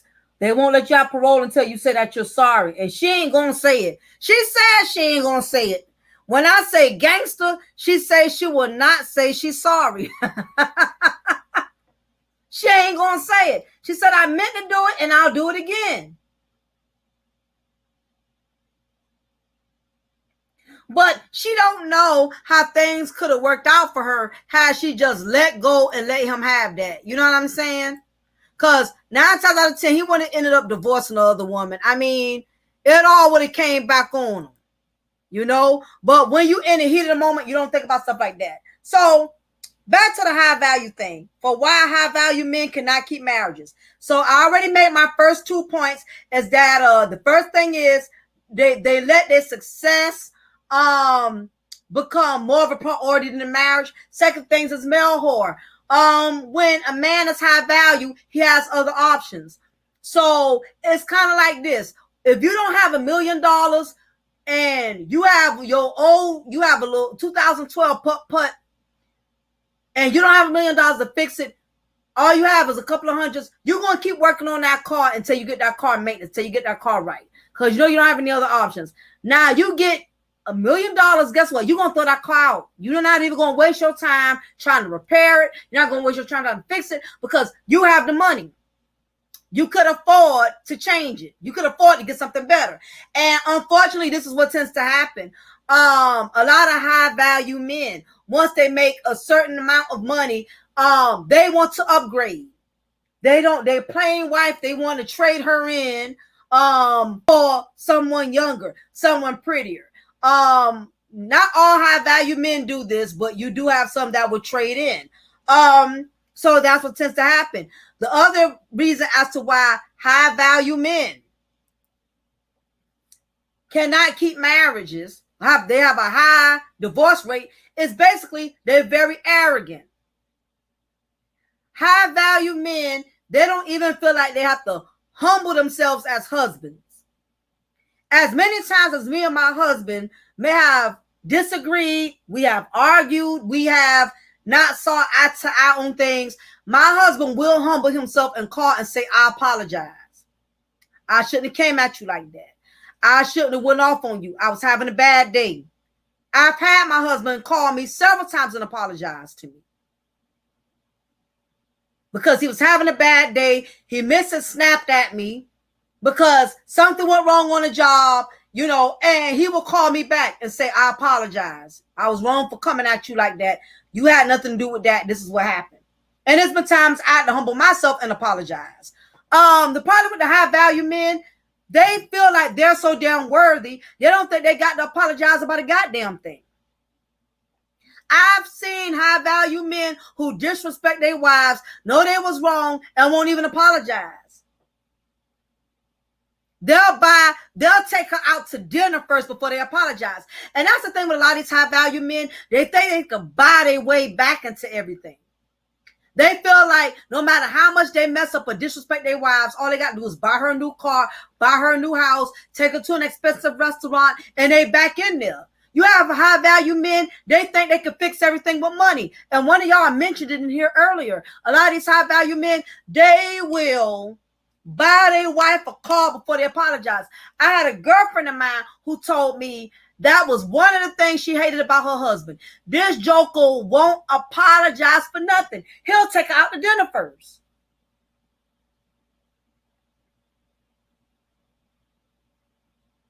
For sure, Kai.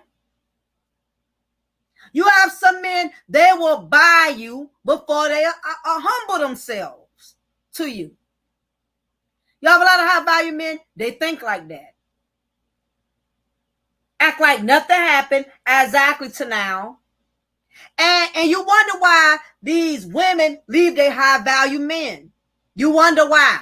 Because underneath all that success, he's nasty. He's arrogant. He's bigoting. And the thing is, These high value men will convince y'all like they're the ones who made the choice to not want their wife. No, it came a point in time when the wife got sick of their arrogance, inflating their ego. What's up, Virgo? Blessings to you, little bro. Thank you for coming in and supports Big Sis.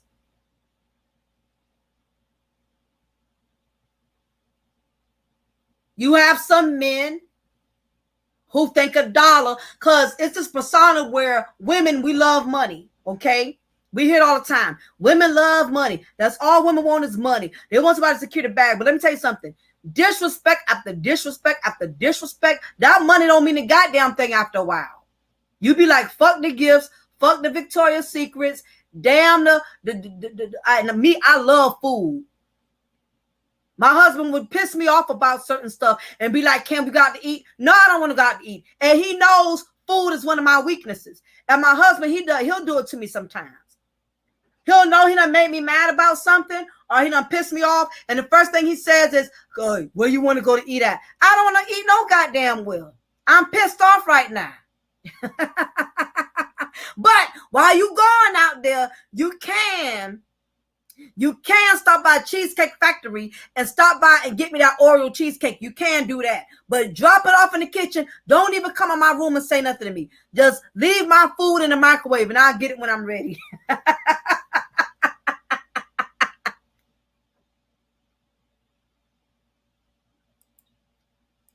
Exactly. It don't mean nothing if it's constant disrespect. Women teach them that the expensive gifts and luxury gives them a pass. So when they get in a marriage, that's all they know. Absolutely, sis. Facts, classic. Men, let me tell you something. Men always think they can get back in with the 2 Ds, 3 Ds. We done talked about this. And I brought it up to Kels and Classic on the panel we did before. You got all these high value men. They think they could get past. They think they can get a pass. These high value men, they can get a pass with the 3 Ds. Dick, dinner, and dollars. They feel like as long as they compensate with any one of those D's, all 3 of them, that they back in there. And I will admit, women, a lot of it is our fault.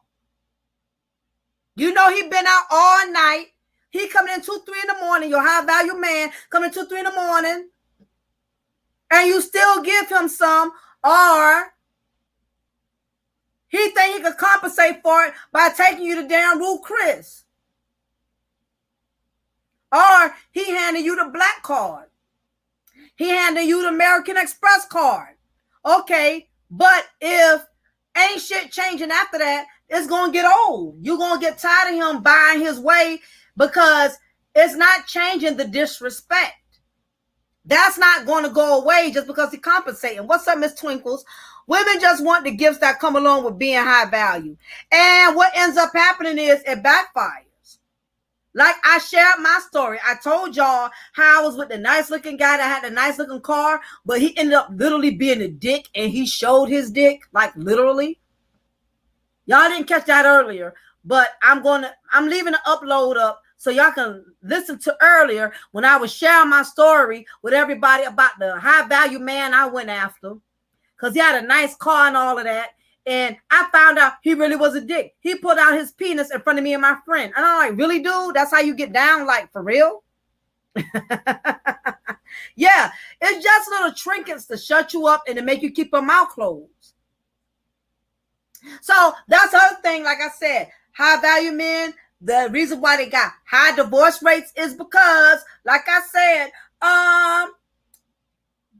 they can't keep their penis in their pants. They want to trade in a woman like they trade in their cars. They don't want their plain Jane wife anymore. That's how they do. Now, the next reason a high value man, these high value men have high divorce rates is because, let me tell y'all something. There's a difference between being a family man and a man who has a family. How many of y'all would agree with that? There's a difference between being a family man and a man that has a family. You would be surprised how many men have a family, but they don't value their family. Does that make any sense to anybody in here? I want to make sure we're on the same page.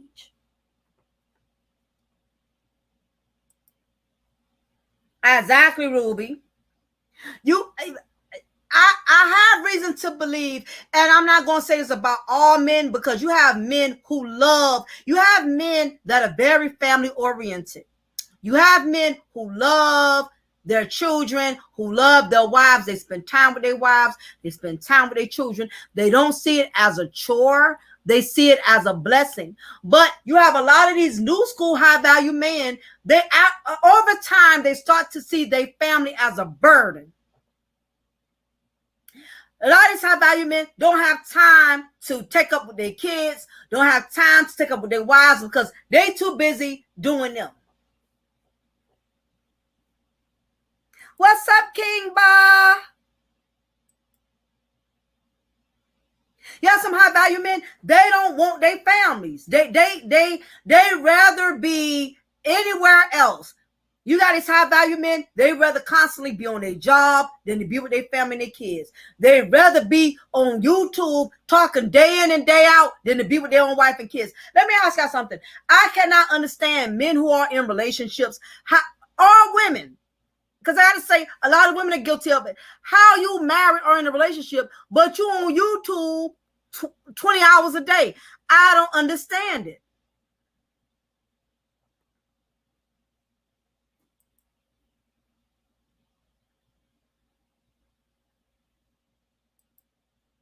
There's no way you're a high value man, high value woman, whatever. You have a full-time family. You're never with your family. I'm telling you, you're not going to catch me on YouTube no 5, 6, 7 hours, not when I'm a wife, not when I have a family. It's times when I have to disconnect from the world and make time with my husband, make time with my daughter.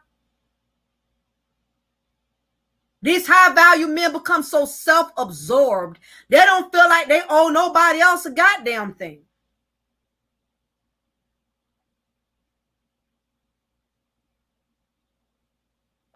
See what y'all saying. A lot of rich men have small dicks. They paying to play. Tanal says they'd rather sit in the car than go in the house and deal with the family. Agreed. There are married guys who switch up.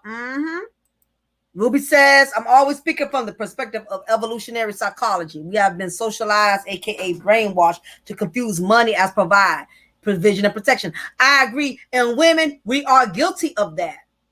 You think because a man can provide, that makes him compatible. That don't mean nothing.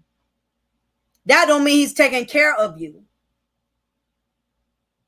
Being a provider and being a husband is not the same thing. It's not the same thing. Provider just financially contributes. A husband is there for his wife and his children, and she's there for him as well. Like I said, a lot of these high value men, they're not family men. They are men who have families. You know how you could tell. Let me give y'all a small clue. You know how you could tell high value men. You know how you could tell when a high value man is not a family man? When he never discusses his family. He never says anything about his wife. He never says anything about his child. Let's say even though he's no longer with the woman, but he has a child from that woman. A man that never speaks anything about his children, about his family, that's a big red flag. What's up, Lorraine? Yep, they're high maintenance. A high value, any man that values his family, he's going to bring up his family. He's going to talk about his family. Now, I'm not saying he's not going to bring up personal shit. He ain't going to tell you, yeah, me and my wife, we got in an argument last night because she spent too much money off the debit card. Anytime you hear a man at least mention his wife, like, yeah, my wife, you know, she's holding down the fort, or my daughter's in college, my son's in school. Men who really value their family, they acknowledge them in some shape or form. When you're around a high value man that talks about nothing about himself and he's married, or let's say he's not married, has a child, he never brings up that child because that's not important to him. A high value man is going to only discuss things that are dear and important and valid to him and to him only. A lot of these high value men, they don't bring up their daughters, they don't bring up their sons. I've even had some of the guys who come in my chat room, I've had them say, well, yeah, I can relate to that. Me and my wife could relate to that. If you hear a man at least bring up his wife sometimes or his children sometimes, that lets you know they value family. No different than a married woman. A married woman, she'll never bring up her husband. Something wrong with that. A married woman who's on YouTube more than she is with her own husband. Something wrong with that. Y'all can say what y'all want to say, but something is wrong with that. You should not want to be live streaming more with talking to other men all over the world and all over the other countries than your own husband who under the same roof with you. Something is wrong with that. I know these high value men who claim they got women, who claim they love their kids, but they be on YouTube more than any goddamn place else. Where's your kids? Where's your wife, fiance, your woman, your girl? Where is she while you constantly on here?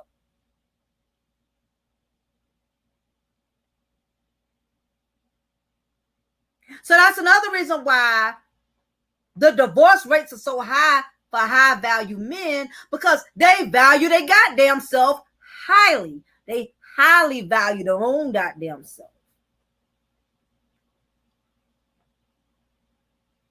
Not a good look.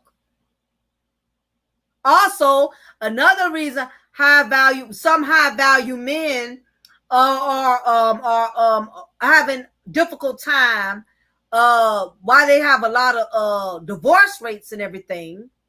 It's because some high value men are very abusive.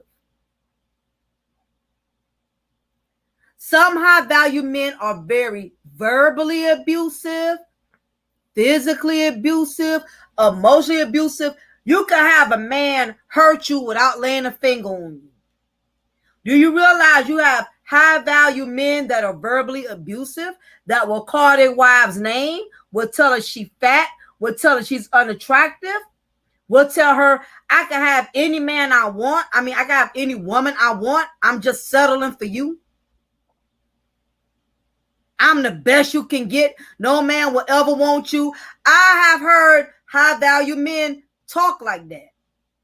Anytime you can meet a man that constantly put women down, constantly, that's a red flag. That's why he can't keep a marriage. If you're that free to put women down, you do that on a regular, you can't convince me you won't do that with a woman who you're in a relationship or a marriage with. I'm not about to believe it. No more than I'm about to believe a woman who has no respect for men, who will challenge men in the street, who will handle men in a masculine manner, and she has a man. She can't tell me that woman don't handle her own man disrespectfully. I'm not about to believe it. I'm not going to believe it.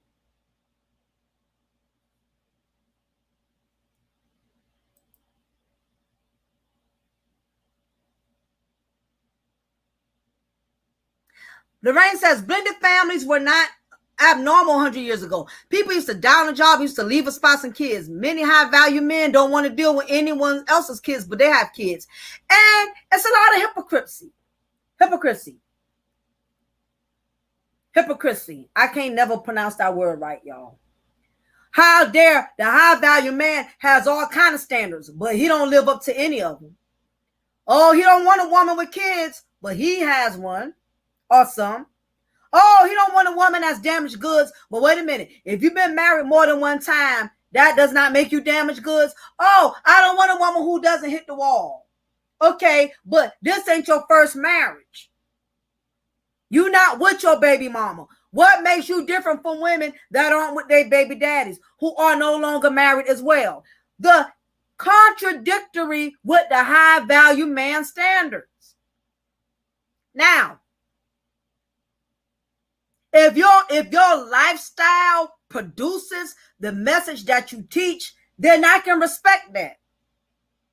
If you still with your same woman, I can respect that. If you're raising your kids, I could accept that. If you if you still with your same, still got your same marriage, I can respect that. I would not listen to no one who cannot produce receipts that they cannot practice what they preach. That's like me listening to a single woman telling me how to deal with married men. What the fuck can a single woman tell me about marriage when she's never been married, or she's on husband number 3, number 4? Only thing you can tell me is what not the fuck to do. That's what you can tell me. You can't tell me what to do, but what you can do is say, don't do what I did. This is what I did. This is why my marriage was not successful. I respect high value people who will be transparent, high value men who will be transparent and be honest about their failures versus pointing out everybody else's failures. Be honest about your own failures so I can learn from you. And that's not just the issue I have with high value men. I have that issue with women as well. Because let's face it, there's a lot of women on here trying to coach other women. They don't need to be married. All men are dogs. All black men are dogs. No, that's your black man. Don't discourage me from wanting to stay with my black husband because you decided to swirl or you decided to give up on black men. I got nothing to do with that. The problem with the black community is we only support people who support our narratives and our beliefs. And the moment somebody wants to do something different, we want to shade them.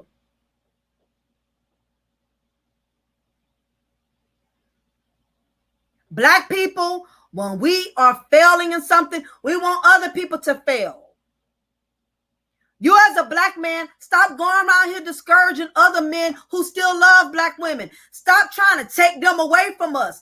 You don't want us no more? Okay. Stop discouraging other black men who still have a love for us. Same thing. Black women, stop discouraging black women from wanting no black man. Let me tell you something. I've been through hell and back before I even got with my husband. It did not make me give up on not wanting a black man. I still ended up with a black man, even after the no good ass black men I have gone through. I did not use my past experiences as a crutch to make me hate black men, to give up on black men. And even if this don't work, I'm still not going to give up on black men. I'm just not going to fuck with the type of black men I used to fuck with. You have to change the type of men you deal with. You have to change the type of women you deal with. Some of you high value men, you have that fuck boy syndrome. Y'all have that fuck boy mentality. I don't give a damn how expensive your suits are, your shoes are. Underneath that, you are a fuck boy. And if you have that fuck boy mentality, but you have that high value man presentation, ain't no woman gonna be able to deal with your ass. None.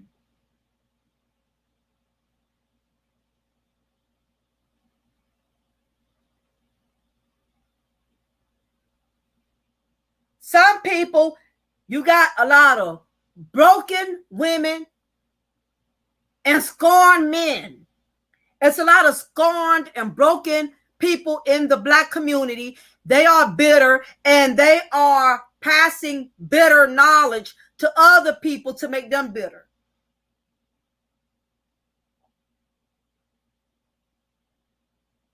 And this is what we are up against.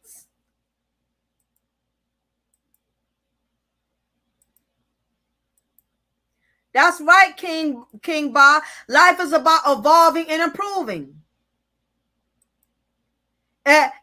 What you know what will make a lot of black people, black men and black women, y'all know what will make us more successful? If we learn how to do individual healing. Learn how to heal your goddamn self before you go around here trying to heal everybody else. You got a lot of broken ass black men and broken ass black women that's contaminating the black YouTube sector with their bitter ass, with their bitter knowledge, with their bitter principles, with their bitter ass antics, and it's spreading, bitterness is spreading like cancer in the black YouTube sector. And it's nothing but a lot of butthurt ass black men and butthurt ass black women that want to spread the goddamn bitterness and hate like it's goddamn COVID. Thank you, Herc213. Shout out to you, Mocha, and keep sharing your truth and message with your YouTube channel. Thank you, Herc. Appreciate it, sir. Thank you. Learn to work on yourself, and you ain't got time to focus on everybody else. How about that? While you here all day talking about what black women need to do or what black men need to do, learn to work on you. The classic says, yes, ma'am, I know for me, I had to heal, did lots of counseling before I put that right energy to draw in with men with values and characteristics I needed and wanted. Absolutely. Y'all, it is nothing but toxic truth. It's a bunch of, let me say it this way. Truth is getting confused with toxic. Truth and toxic is not the same thing.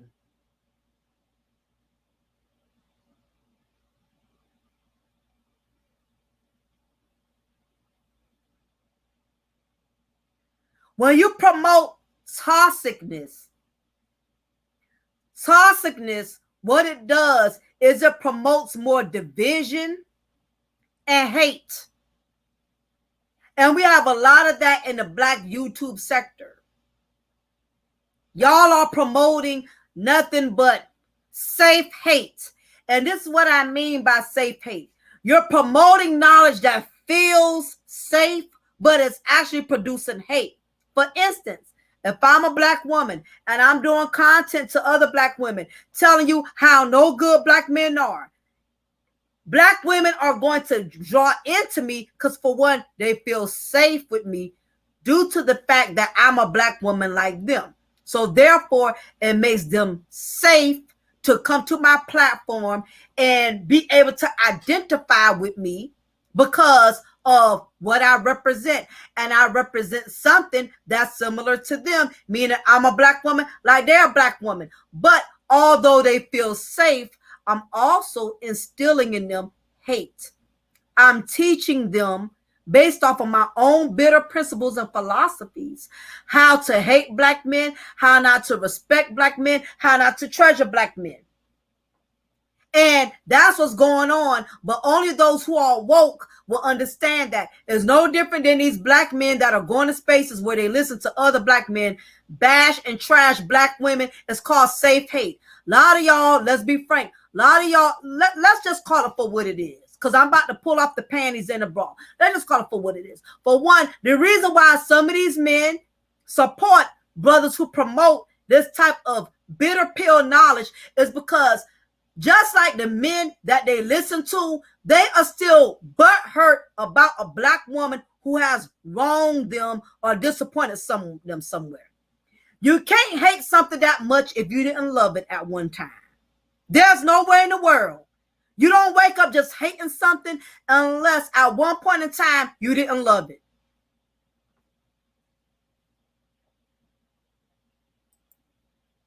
No different than the black women that have been broken and disappointed and let down by black men. They're going to go listen to the sister that discusses how she was let down and how she was disappointed by the black men. All black men and black women are doing, we're just licking each other's wounds. Nobody is saying, I haven't heard a black man do it yet. I haven't heard a black woman do it yet. I have not heard not one black female content creator, not one black male content creator. I have not heard none of them say yet. It's okay if that black woman failed you or that black man failed you. But guess what? You don't give up just because you got knocked down a couple of times. Because even if you go to the other side, it does not mean you're not going to have any challenges there. It does not mean as a black woman, if you decide to swirl, you're not going to have challenges there. It does not mean as a black man, if you decide to deal with women in other countries, there's not going to be challenges there. All marriages, all relationships come with challenges. Again, I haven't heard none of these content creators. It's all about stay away from black men or stay away from black women. Nobody's not saying no, stay away from that kind of black woman. Stay away from that kind of black man. Whenever you generalize something, as far as I'm concerned, that means you talking about the whole goddamn group. Whenever a man says black women, you're talking about all of us. Even those of us who don't even indulge in that bullshit. Now, if you say some black women, I can understand that. If you say some black men, I can understand that. But if the majority of your content is black men, black women, as far as I'm concerned, you're talking about every goddamn body. You put everybody in the same goddamn box. And that's not cool at all.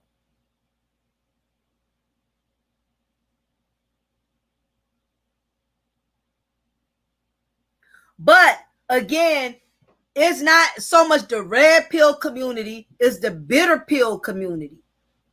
They're spreading a lot of bitterness. And it's gotten to the point now where this gender wars has caused so much division to the point to where it's so many people that are falling out in the black YouTube sector over foolishness. You cannot go into the space without some type of so much toxic energy.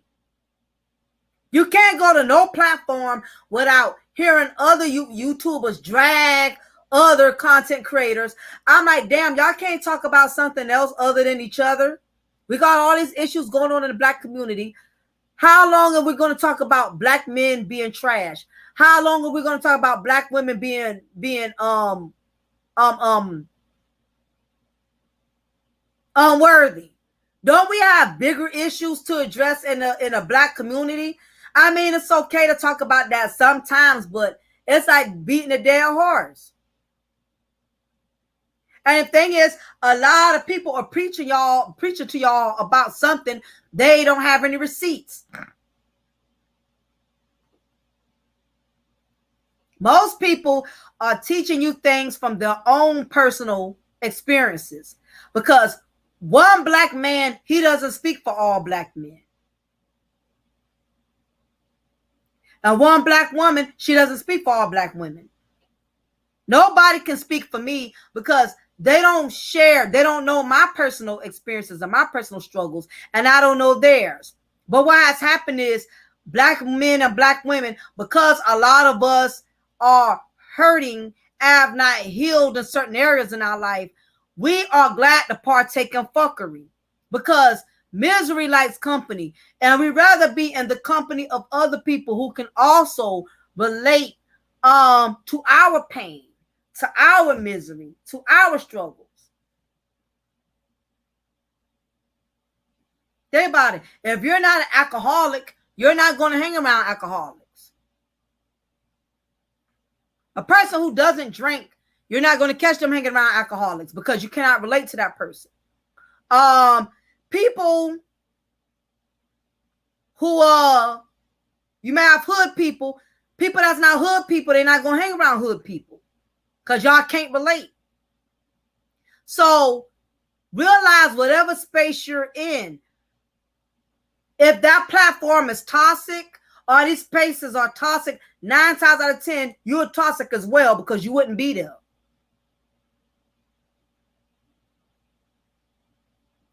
You're not going to feel comfortable in a space where you don't belong. So if you're around a lot of messy ass people, then 9 times out of 10, you're messy, or you got a bunch of mess in your life.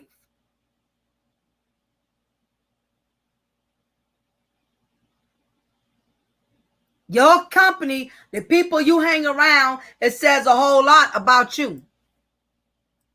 You're not going to hang in them spaces. If you don't smoke crack, you're not going to hang around a crackhead.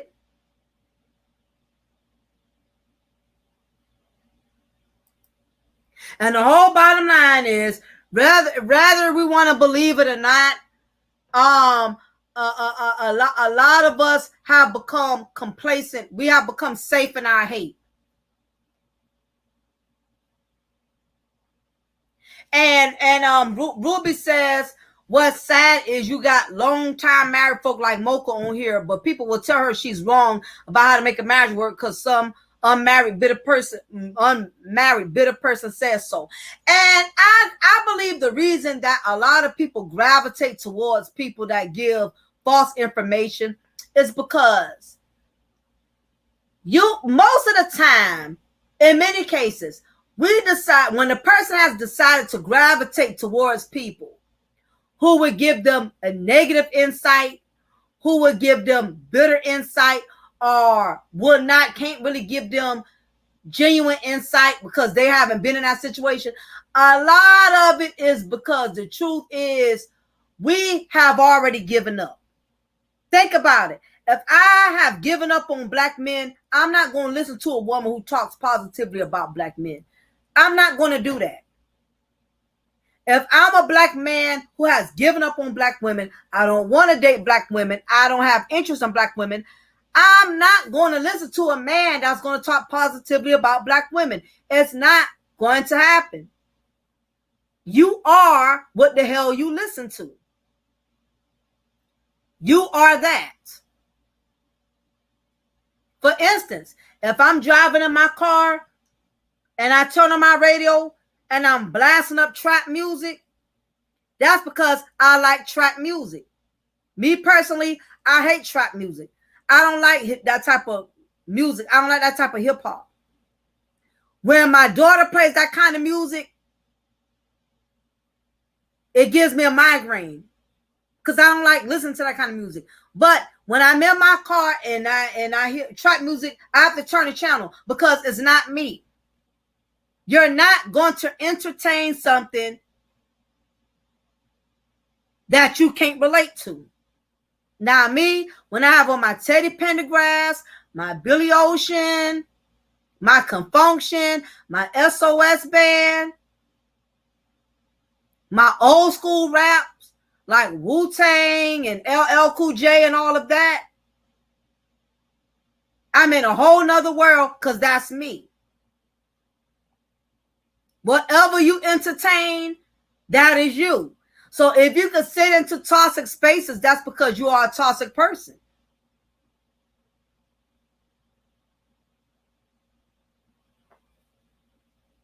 You're not gonna indulge in that type of environment. You're not gonna sit amongst that type of company. Exactly, King Bar. It proves misery loves company. So that's why I get it. I get when certain men hang out in these chat spaces and they so quick to be cheerleaders for other black men who talk terribly about black women. And I get why there's so many black women who hang out in spaces where black men are talked badly about, because we want to hang with people who can identify with our bitterness. And if you have become comfortable with your mindset, you're not going to want anybody to change that. That's why women who hate black men, they're not going to come into a space that does not promote that. Or men who hate black women, they're not going to go into a space that does not promote hating black women. It's not going to happen. And that's true, Lorraine. You have a lot of that going on too. So many people lack support systems today, so they are isolated and they are thirsty for any company. That's why people are vulnerable to the smack talkers. Yeah, people are looking to be accepted anywhere. And we have a lot of that going on in the YouTube sector. People are trying to get in where they can fit in that. People want to be validated so bad. They don't care where they go. And it's gotten to the point, the black sector has gotten so bad, like I said, you could be Oscar the Grouch and you could talk bad about black men and you will get all the support in the world, or you can talk bad about black women. You're going to get all the support in the world. But the truth is, like I said, you have to really find your own truth, find your own wisdom, find your own knowledge, because a lot of people out here, they're going to mislead you. They're going to make you miss out on blessings. They're going to make you miss out on opportunities because they are trying to contaminate your mentality by making you feel like Black men aren't worth valuing. Black women aren't worth being worthy to them. If you sit amongst that enough, eventually it's going to become programmed into your thinking. You're going to believe that, and if you believe it long enough, you're going to act on your beliefs. You'll be in a hating campaign. Yeah, black women ain't no good. Black men ain't no good. You're going to be a part. You're going to be recruited in a hating membership, hating anti-black men, anti-black women. You're going to become a full-time member because you have allowed these bitter philosophies to program your way of thinking. And that's what we're dealing with. But these high-value men, again, a lot of them cannot keep marriage because, for one, a lot of them don't feel like they got to humble themselves. You have a lot of high-value men who think that they are the prize. They don't feel like they have to humble themselves as a husband. And speaking from a married woman of experience, marriage requires humble behavior. You cannot be one of those men, I'm going to always be right no matter what because I'm a man. You're going to sit down and shut up and listen to me. And as a man, when I say go is going to go. That's not high value. That's not high value. Same thing. You can't be one of those women. You're going to take care of me. You're going to cater to me. But I'm not going to treat you like a man. I'm not going to make you feel important. I'm not going to make you feel like I'm fortunate to have you as a leader, to lead me, to be my spiritual leader. It's a lot of egos that are being promoted. There's a lot of false information. And again, you cannot listen to people who don't have no receipts to prove for. Yep. King Boss says, too many can't tell the difference between entertainment, propaganda, and truth. It's sad out here. It really, really is. And King Boss, I think, is going to continue to get worse. People are going to continue to keep being deceived, manipulated. People are going to be blindsided because a lot of people, let's just be facing, a lot of people have become obsessed with toxic content in the Black YouTube sector. They have become obsessed. The content creators that are promoting a lot of toxicness, those are the ones that are getting the highest views. Those are the ones that are getting the most support. Those are the ones that are being promoted the most. Content creators such as myself, and you have other select few, I forgot the other guy's name. You got people out here, like I said, who got content like Classic Ruby.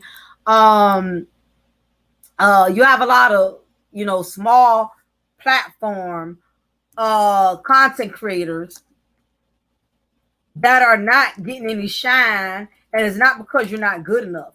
It's just that you're not trying to promote the toxicness that a lot of Black men and that a lot of the bitter pill community is finding entertaining. So it's not that your channel isn't good enough, but basically you're not promoting what the majority is promoting. And another thing is you have to be careful because I've noticed a lot of content creators who start out genuinely, they've been genuine in their truth, genuine in their content, genuine in their knowledge. A lot of them have went left now because they have become become obsessed with views. It was a lot of content creators that started off authentically, who started off giving really good content. They talked about different things. They shared different wisdom and different knowledge. But now they're trying to do what they see other Black male content creators are doing. They're bashing women all the time now. They're dragging other female content creators. It didn't used to be like that. But when you don't feel like your channel is growing, you will find yourself mimicking and copying what you see other popular content creators are doing because you also want to get that same level of shine. Not only that, you have content creators that are shouting out, giving shout outs to only popular content creators. They don't shout out no other content creators that also speak truth and give truth. It's people who I have been on their platforms, they've been on my platforms, but once they started claiming how they support other content creators, they only shout them out. They only acknowledge the popular content creators. They don't do it with the small struggle platforms that was there before they accelerated with their platform. A lot of that's going on. You got people who are big time in their content and they're acting as if there was not other people who was there supporting their movement before they became that successful. You have a lot of that. Now, you'll be lucky if those you started off with, if they even give you a wrench on your platform, because you done got some of these people, now that they're doing really successful as content creators, they day ones don't even get a wrench. They day ones barely get a shout out. But when you had a struggle platform, you was more genuine. You was more you showed more love to your A1s when you wasn't known like that. But once you become known, now you don't look out and show people that same love you showed them when you was a nobody. It amazes me.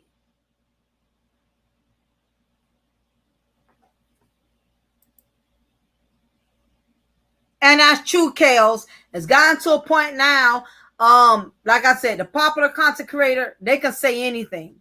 They can say anything now. It don't have to make sense. But because it's coming from them, it's going to be respected. You have these content creators now, because they got over 1,000 something views now, they can say the grass is blue and people will believe it now. Yeah, exactly, the Torian. And it's almost like now, and you're right, the Torian says, I've heard one say, yeah, I shout out KS, it gives me more views. Duh. Yeah, I mean, that's where it has transitioned now to where people are not looking, people have strayed away from sincerity, and now they're more focused on popularity. They don't feel confident enough to authentically do their own content without having to mention names, without having to shout other people out, without having them, put people on and give them props. Because what has happened is, a lot of content creators, they feel now that they have to stay above, they got to stay ahead of the game by only shouting out the most popular content creators. It's all about shine now. It's all about stunting. It's all about views. It's not about knowledge anymore like it used to be. It's not about being authentic. It's about being put on with people who have the most success. It's all about, so like I said, it's a bunch of clout roaches. We have a lot of clout roaches. I don't call them cockroaches, clout roaches. We got a lot of clout roaches who are going around here crawling on the best, hottest thing that's happening right now. Think about it. And I know a lot of y'all may be too bougie right now, but if you ever been in a place that had roaches, whether if it was a friend's house or however, if you leave a piece of bread on the table, you leave a piece of food on the floor, you come back 5 minutes later, you're going to see a couple of roaches crawling on that piece of meat.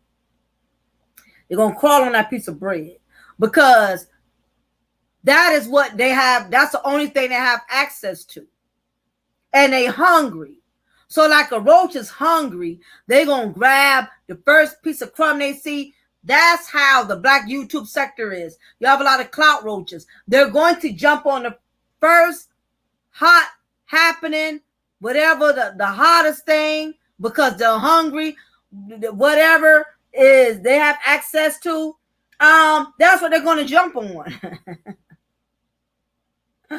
You're a trip, Torian.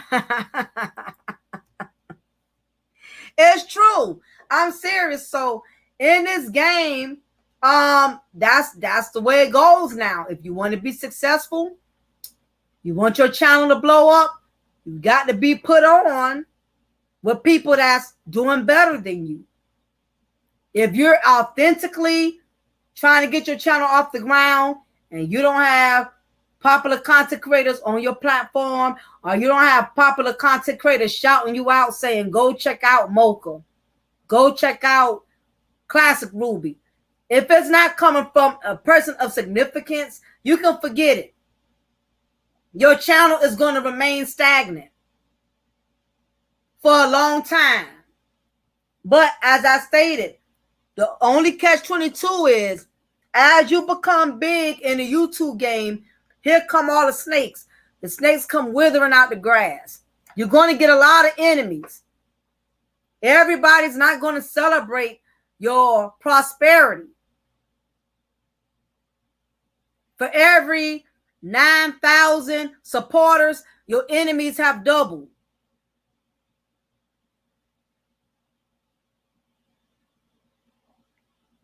And all it takes is for you to say the wrong thing, get your channel knocked off, or you get exposed, not being all of who you say you are. All it takes is one mishap that can derail anything. Look at Derek Jackson. That's very true, Red Mike Radio. Yep, they cannot support you too. That's what happened to Derek Jackson. Derek Jackson had this huge platform, all these females supporting him. He got caught up in a scandal. His channel went strictly down the toilet. Nobody's not checking for him. And it's not even that. Well, thank you, Torian, for the $5 donation. I appreciate it, Torian. Thank you. It's not even that.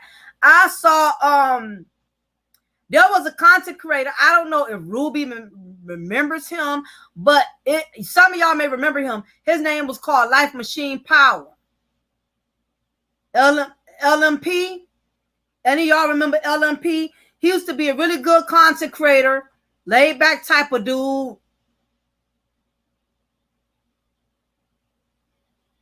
He would do really good content, and his panel was mixed. He would have women and men come on his platform. LMP, he was a really good content creator. And he didn't even disrespect people, or he really never really did nothing out of pocket. But one day, there was a certain female content creator, which I'm not going to bring up, was a certain female content creator who had a disagreement with. They didn't seem eye to eye. I'm not sure of the story. But I remember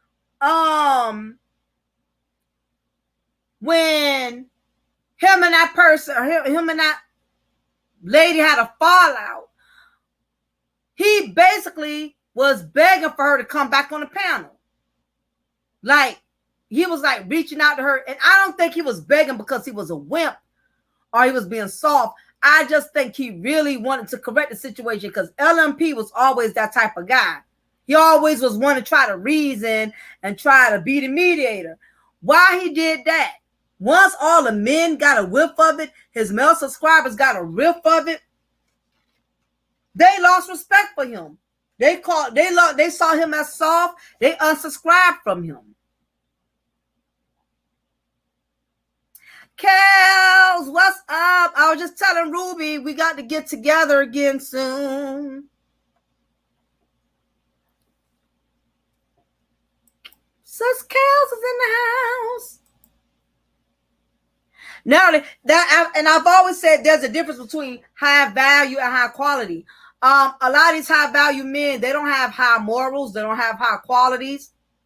A lot of them are just as arrogant and egotistical.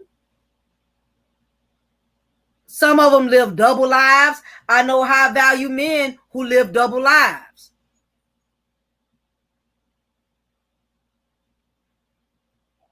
But We're in an age now where people are going to defend everything that's wrong, and people are not going to defend everything that's right. Those are the times we are living in now.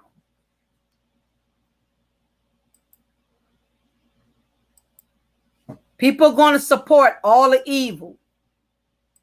Anything that's righteous, they're not going to support it. Those are the times we're living in now. You remember that, Ruby? How LMP reached out and was trying to make peace with the female and was begging for it. I know who the female is, but I'm not going to say her name because I don't want no problems.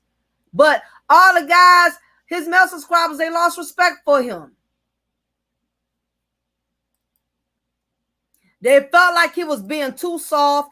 I mean, that's why I said you really can't get hype over this YouTube thing, because I'm telling you, people love you today, but make one mistake and they'll never let you forget it.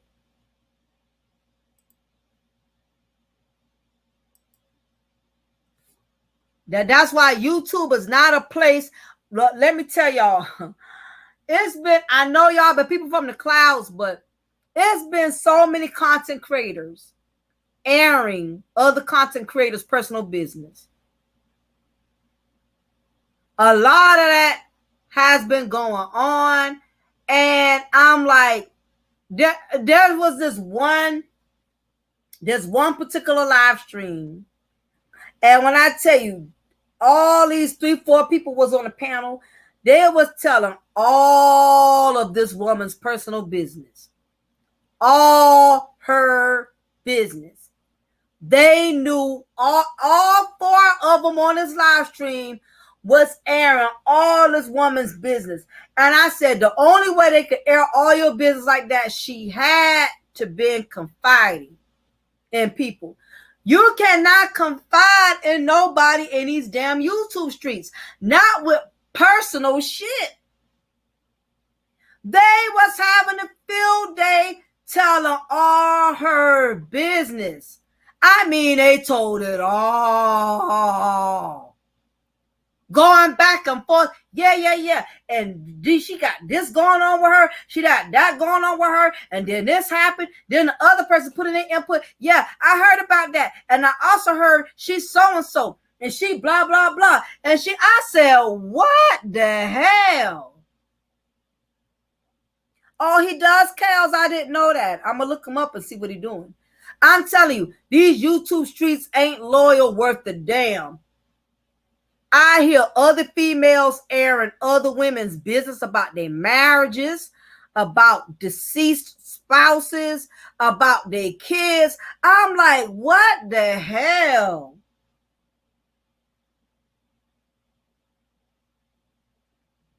Yeah. Classic. They took it out of hand. They took it. They really. I think because LMP was a female friendly platform, I think the guys, it started making them feel some type of way.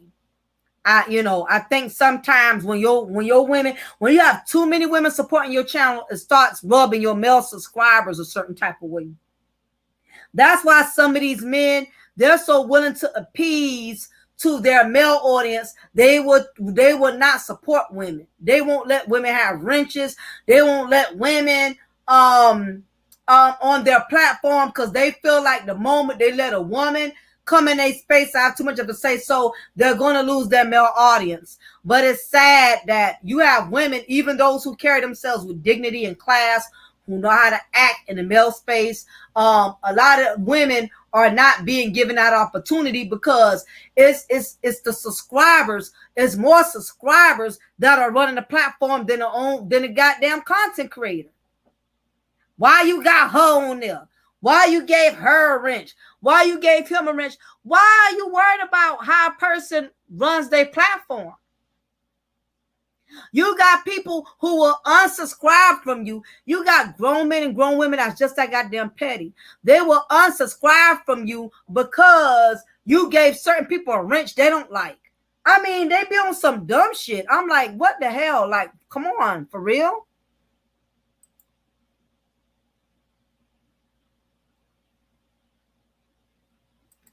Detorian says, men gotta learn not to kiss and tell. I hate a mother effer that kiss and tell on a female. That's some bitch shit. Oh, a lot of that. A lot of that be going on.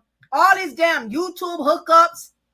People be telling all each other business. I'm like, where y'all be meeting each other from? How you get so comfortable telling people all your personal business on YouTube and y'all ain't even met each other? Half of y'all ain't even sat down and had a cup of coffee together. And you already felt comfortable enough to let somebody know all your goddamn personal business. And then when this person falls out with you, they don't like your ass no more. They running 8-9 hour streams airing all your dirty laundry.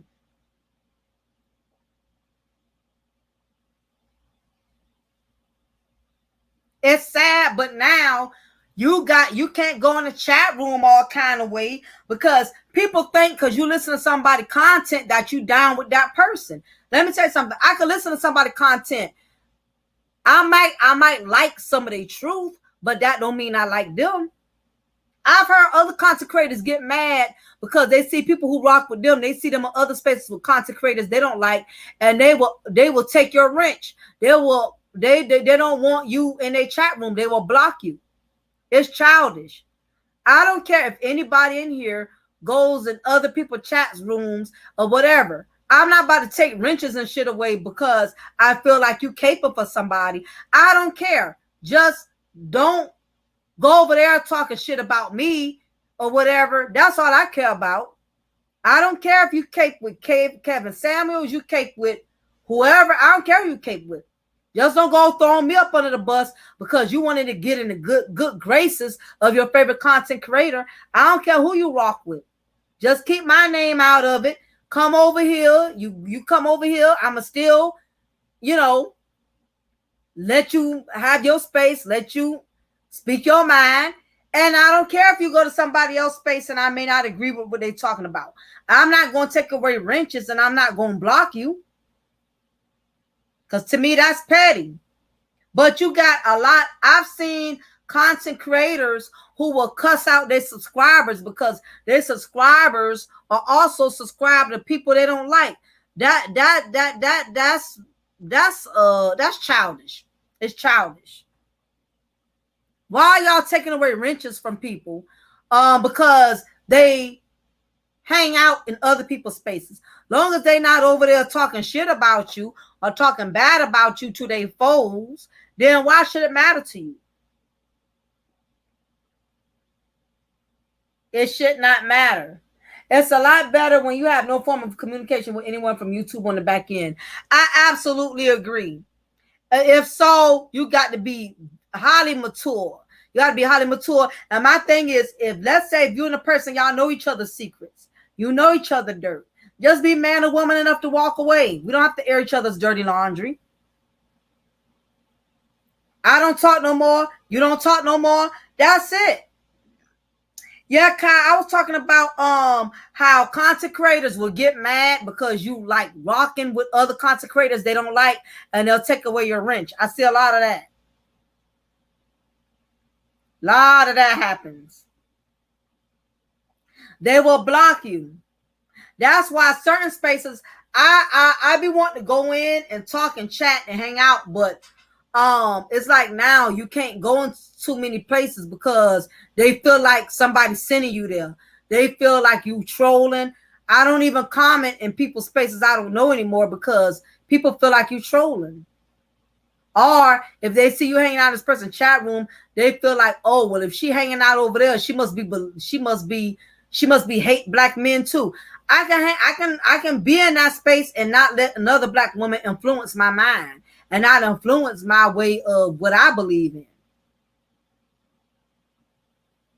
Yeah, they chat, they block you. That's what Detorian was just saying.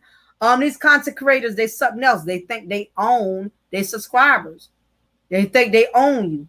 They will block you, take away your wrench, send their little pit bulls that attack dogs on you to time you out every goddamn 2 minutes. Child, it's just, that's why like I said, I kind of do my own thing.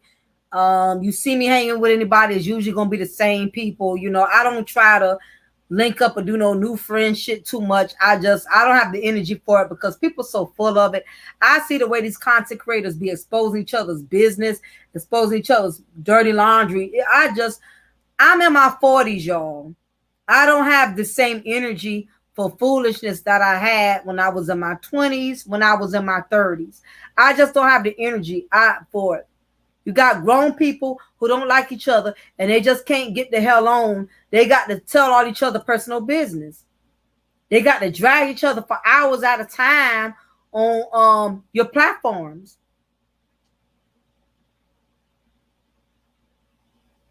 They even spy to see who following. Yeah, content creators, they be stalking the hell out their subscribers. They be watching to see who all you hang with. Why you over there in their chat room?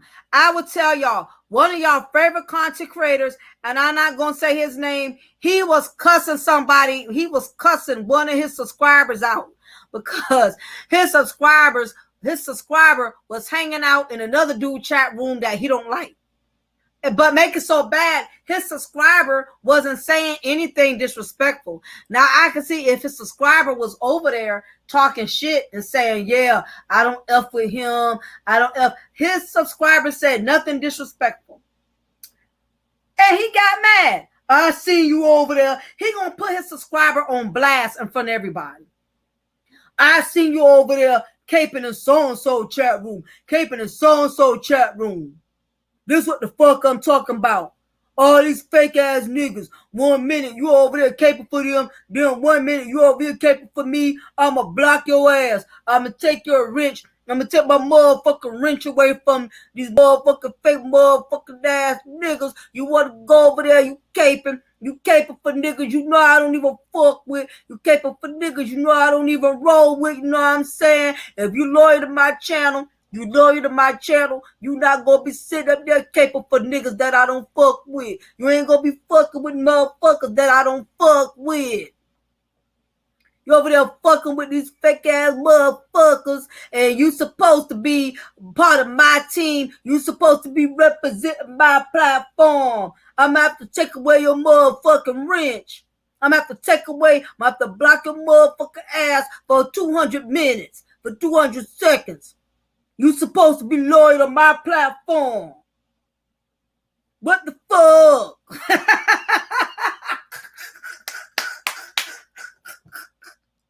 What the fuck? Why you over there posting laughing emojis and shit? What's so motherfucking funny? You over there posting motherfucking emojis. What the fuck? That's some fuck shit. That's some fake shit. What the fuck? These motherfucking niggas motherfucking caping with these motherfucking fake ass motherfucking people. What the fuck?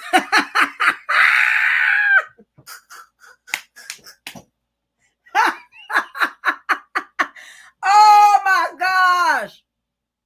I'm killing myself right now.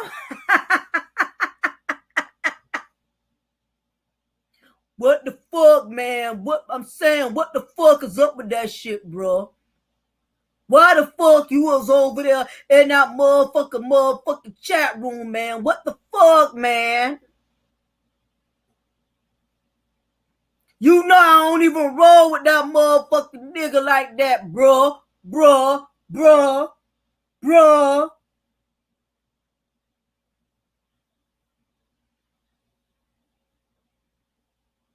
You can't be over here fucking and not fucking with me, but you over there fucking with them other motherfuckers. That's some fake motherfucking bullshit.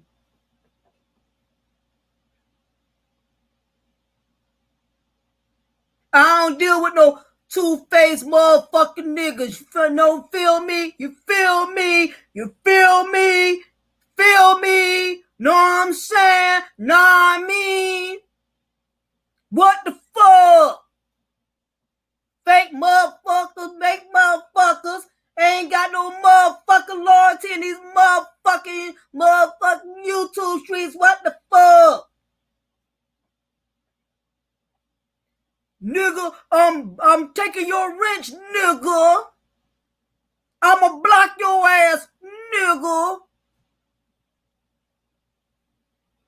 And I ain't giving you back none of the motherfucking money. You've been super chatting me. I'm still gonna keep all the motherfucking money. You've been super chatting me. I ain't give you back a motherfucking dime.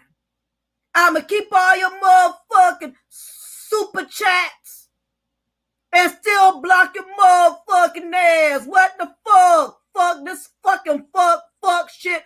Fuck nigga fuckery nigga shit.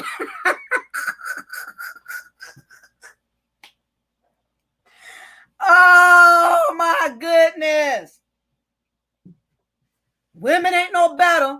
Cause I'm not just gonna get on the women. I mean the men. Because you got female content creators that do the same thing now.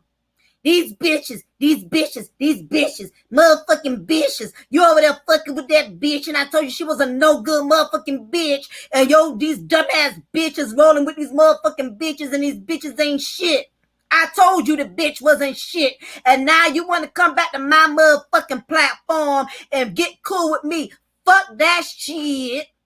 No, you stay over there with that same bitch that I tried to fucking warn your fuck ass about. But no, you gonna leave my platform and go hang out with that bitch. And I told you that bitch wasn't shit. But no, you said fuck me, hoe. So guess what? Fuck you, hoe, too. Fuck you and the new fake bitch you fucking with, bitch. Lame ass hoes. And then that's when they tell all your business. Yeah, bitch. I'ma put it all out there, bitch. I'ma tell people how you had your baby daddy living with you in Section 8 housing. And he ain't even none of them churn daddy, you dumb bitch.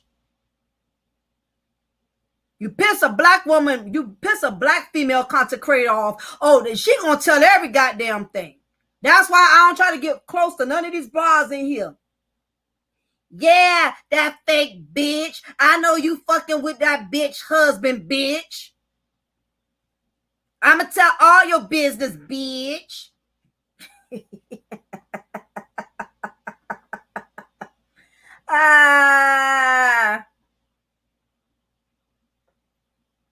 Appreciate it, King Bar. Thank you. I know it's been a long live stream, but I thank you for hanging out with me. I'm just saying, yo, it's too many. These damn content creators, they think they own everybody. You can't go somewhere. You can't go somewhere without somebody like trying to own you. You can't go nowhere. You got some of these content creators, they will see you hanging out in somebody else's space and they'll get mad with you. I saw y'all motherfuckers over there. Y'all motherfuckers over there laughing and keying with them niggas.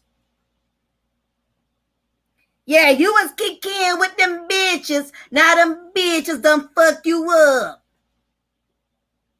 That's what you get with your 5 kids from your 4 baby daddies. That's what you get.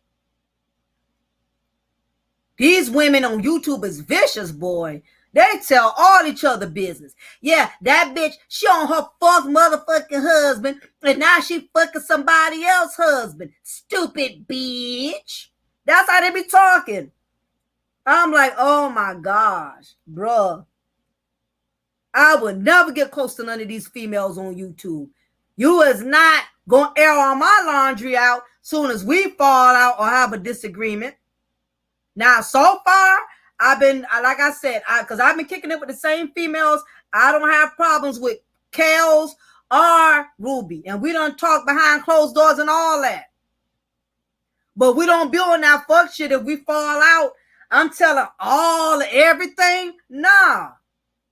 That's just real childish. If I don't fuck with you, I just don't fuck with you. I'm not about to sit up there and tell everybody how many baby daddies you got.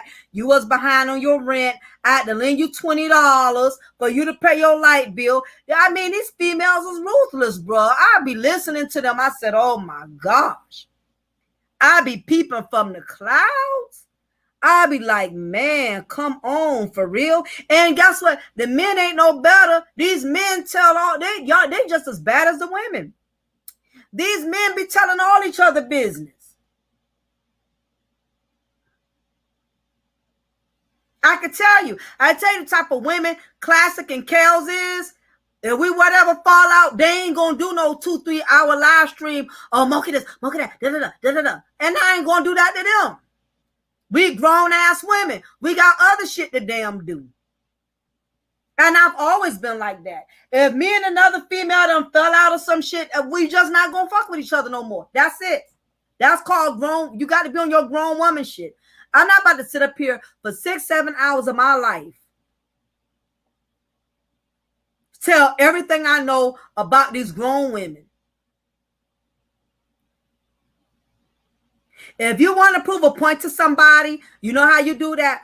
Move on and be successful. Do great. You want to prove a point? Move on and be great. You give a person too much power when you can air all their dirty laundry and just spread all their personal business. That lets you know, that lets people know how pressed you are, how much power people have over you. I refuse to let any man, any woman think that they got that kind of power over me. Another thing is, y'all be telling too much of y'all goddamn business. Nobody in here don't need to know. People know certain stuff. They know how long I've been married and stuff like that. But I'm not about to sit here and tell personal shit that I know people can use as a weapon against me later if they get angry or upset with me. Because women can be very vindictive. And certain things you don't speak on. You don't speak on people's children or their family. You can say whatever you want to say, but when you get to dox some people's family and stuff, that's when you draw the line. What the hell, my husband or my daughter, you got beef, you deal with me. People, y'all so cold, y'all bringing up people dead, mama. Y'all even bringing up people that's deceased. That's why your mama dead. That's why your daddy dead. They have gotten so below the belt. Y'all bringing up deceased family members. Who does that? Exactly. I need to post that. The Torian says, like Nellie Fuller said, Black people need to stay away from each other unless they are being constructive with one another. You are absolutely right.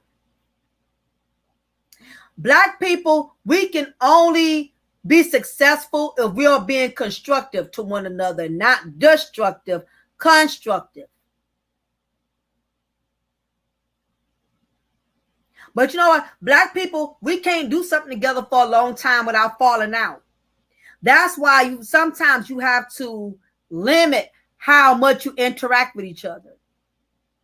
You have to learn how to sometimes give each other that space. When you in each other's space too much, too long, too many times, eventually you're going to fall out. Eventually you're going to have a disagreement. Sometimes it's less is best. Kick it with each other sometimes in these YouTube streets, but sometimes you got to give each other time to miss each other.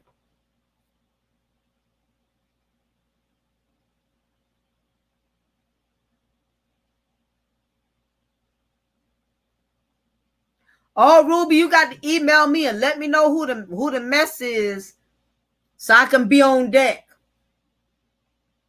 Because one thing I know, we ain't about to start too much of that over here. I can't do messy chicks or messy Negroes. I can't do neither one. But anyway, I know I've been all over the block. I've been all over the place like an Uber driver. But definitely best wishes to Babyface and his wife. Like I said, it's not easy being successful. It's not easy being driven, and you have a wife, you have a family. Just keep in mind, if you're going to be a high value man, learn how to balance your success with your marriage. Learn to not let your ambitiousness make you arrogant, make you cocky, make you disrespectful. Some people, they get successful and they become disrespectful. They feel like they could say anything out their mouth. They can insult people any kind of way. And a lot of this is another point I want to make too. A lot of high value men, y'all got to realize y'all was not always successful. One point in time, somebody had to help you get to where you are. And that's another problem why a lot of high value men marriages don't work, because when they get successful, they forgot who the hell was there. That's what I said. That's what happened with Betty Broderick. She helped her husband get successful. When he got successful, he acted like she ain't had no part in it. You got some content creators right now. I'm not going to say any names, but once upon a time, nobody knew who they was because they was on other people's platform. They was on other people's sector. Once they branched off and got big, they don't acknowledge none of the people who was with them, who put them on when they wasn't nobody. A lot of high value dudes, they are doing that. They get successful. Now you're talking down to people like you always had it like that. You need to make this kind of figure. You need to make this kind of money. Okay, but at one point in time, you wasn't making that kind of money. You was not there. So why not give these other brothers a chance to get there? Somebody had to get you there.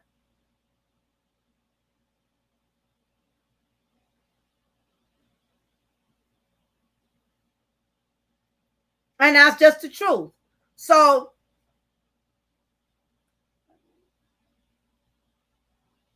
that's just something, y'all, the lot of these high value men need to be cautious of. Now, I will be doing my next upload on successful women who also have the highest divorce rates in marriage, because there are also women that are successful.